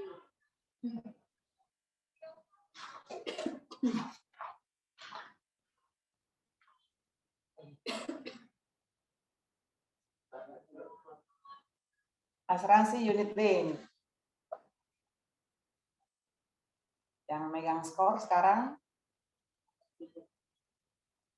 HS memimpin nih Mbak. Siapa ya HS? Pertanyaan Terus ketiga. asal perusahaan Manulife. Ini kalau yang tahu nih. Berarti besok ini nih. Boleh daftar. Boleh ke daftar. Wih, banyak yang tahu. Ini warnanya hijau juga kali. Oh, ini Pak, Bapak atau Ibu HS nih. Wih, Pak on fire. Klub Ika Prama yang mengadakan event ini adalah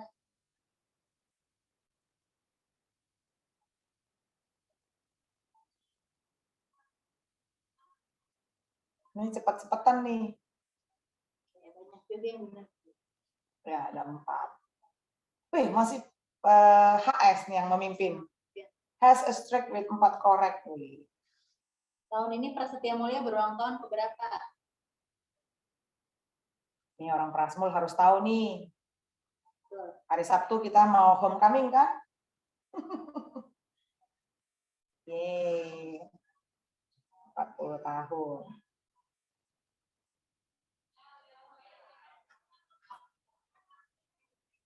Asuransi hanya dibutuhkan untuk orang yang belum memiliki aset atau sedang kumpulkan aset.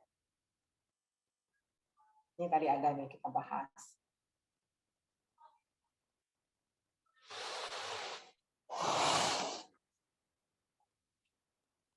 Oh, 6 menjawab benar. Jangan-jangan Bapak Ibu HS ini pemegang saham Tahut ya? Asuransi individu yang dapat dimiliki.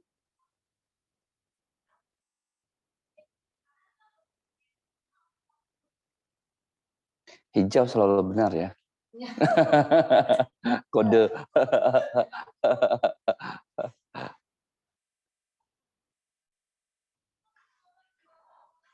Masih ada tiga pertanyaan.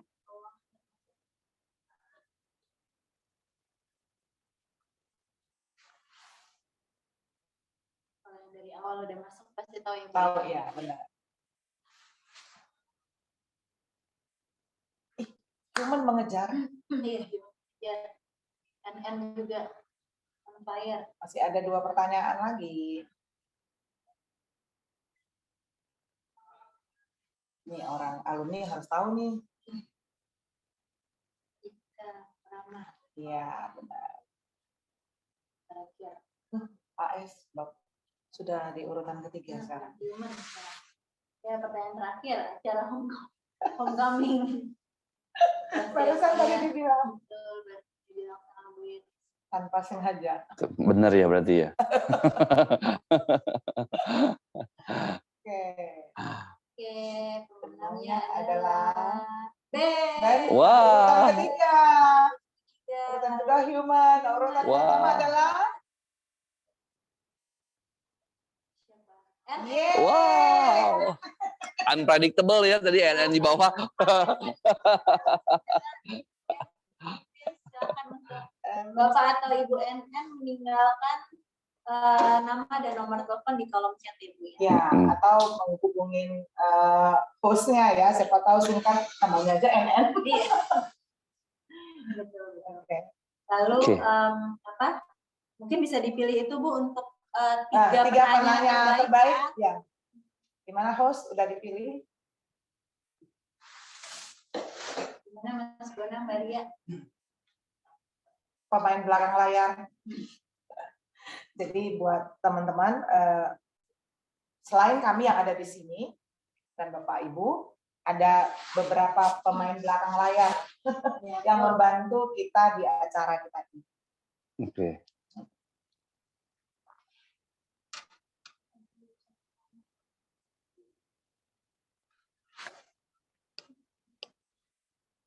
Mungkin kalau dari saya salah satu pertanyaan terbaik itu adalah tadi tuh ya, yang nasabah membeli asuransi di marketplace, bedanya apa dengan life planner ya? Benar, ya. Itu good question Itu bagi punya, saya. ya. Karena banyak memang sekarang ya di kita lihat di marketplace ya. Iya betul. Dengan bayar premi sekian, lebih menonjolkan premi gitu kan. Sehingga orang murah kan kita jadi gitu Pak. Wah kok kamu sampai begini padahal itu di 100.000 per bulan gitu ya. Kita bingung kamu mau UP berapa? Iya kan kalau kan udah jarang itu yang 100.000 per bulan. Ada tuh kata gitu. Aduh, tapi kita lah ya udahlah. Terus ada kita tahu ya belinya di marketplace. Gitu. Atau bilangnya asuransi kesehatan ternyata cuma penggantian. Iya, cash plan aja cash gitu plan, loh. iya. Santunan harian. Terus dia operasi bypass mau minta ganti sama kita. Gitu. Oke. Oke, nanti akan dihubungi. Akan diumumkan sekarang Iya. berarti Ibu. Ya, diumumkan sekarang sambil mereka mungkin bisa ya, disimpulkan ya. Oke, jadi sambil nunggu apa? Sambil nunggu pengumuman pemenang, jadi kesimpulannya untuk hari ini ya Bu ya. Jadi tadi kita udah cerita nih asuransi sebagai alat proteksi untuk aset dan penghasilan yang berkelanjutan. Terus dalam perencanaan keuangan itu sebelum kita menentukan tujuan keuangan kita harus memanajemen nih resiko melalui asuransi gitu ya Bu ya. Supaya rencana nggak bubar. Dan juga selain pentingnya berasuransi, ternyata di asuransi juga itu ada peluang bisnis gitu yang bisa kita lakukan gitu. Apalagi sekarang zaman udah ya semenjak terjadi pandemi kan udah beralih ke kebanyakan bisa dilakukan secara online gitu Iya, ya Pak ya. betul. Jadi ada peluang bisnis juga untuk bekerja, bisa ya mungkin bisa part time awalnya atau nantinya bisa full time di perusahaan di industri asuransi ini Iya. gitu ya. Jangan takut ya, ini pekerjaan bergengsi kok. Di tim Star 007 ada 3 alumni Prasetya Mulia. Selain saya ada 2 lagi. Gitu. Jadi ini udah patut juga dilirik oleh para alumni ya Pak ya, untuk menjadikan ini sebagai peluang bisnis. Tadi nama pemenangnya sudah ada? Nama pemenangnya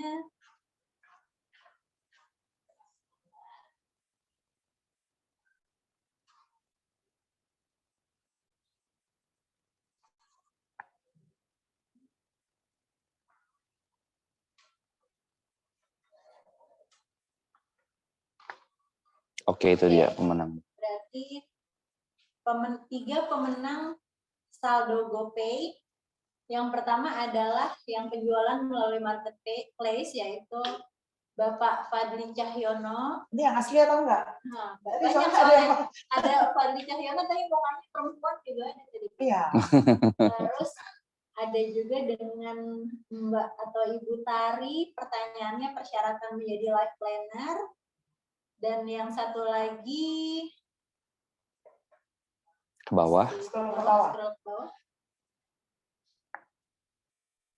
Oke, dengan Bapak atau Mas Beni dengan pertanyaannya mengenai asuransi bisa diwariskan atau enggak.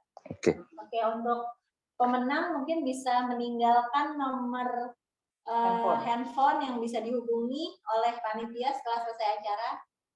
Jadi nanti akan langsung ditransfer GoPay-nya ya Bu ya. Saldo GoPay 50.000 ya.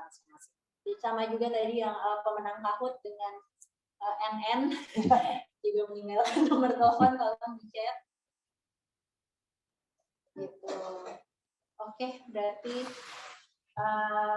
tadi setelah kita simpulkan bersama betapa pentingnya asuransi ya Bu ya. Sekali lagi untuk alat proteksi pendapatan dan alat proteksi aset kita yang berkelanjutan.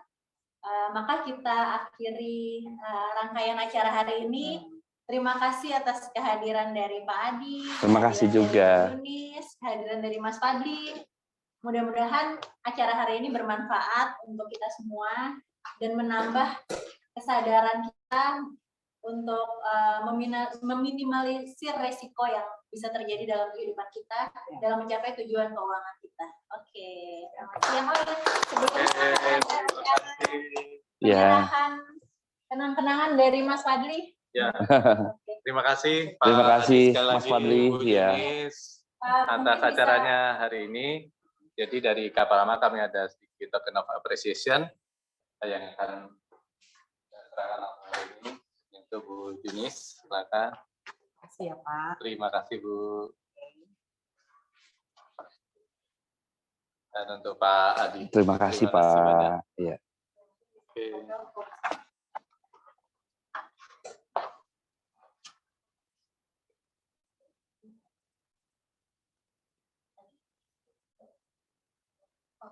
Oke. Oh, ada sama nanti boleh di kolom chat ada link untuk mengisi form evaluasi. Mohon bantuannya untuk yang sudah join acara hari ini untuk mengisi ya Mbak ya. Silakan dari My New Life Kak Janeti sebagai,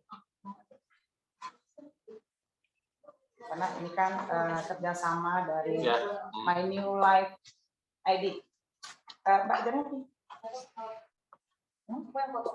Oh iya.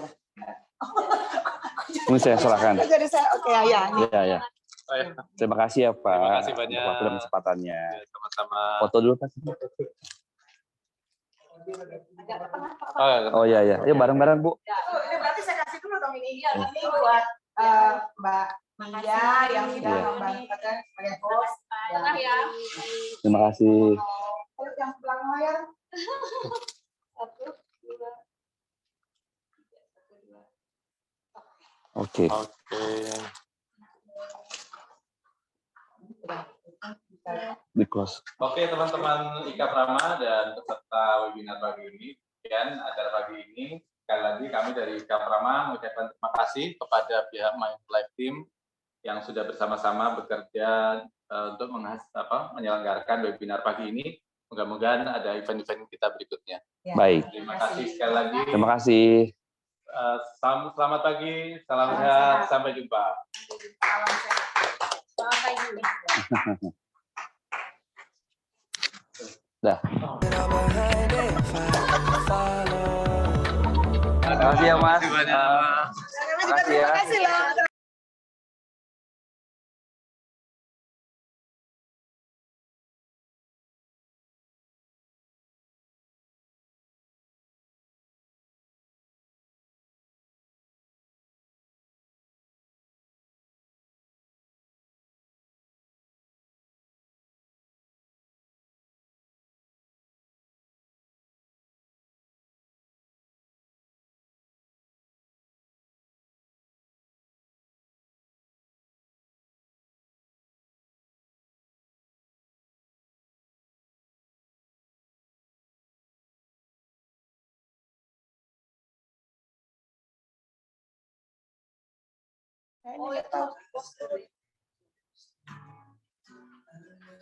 Ini udah di close kan ini ya?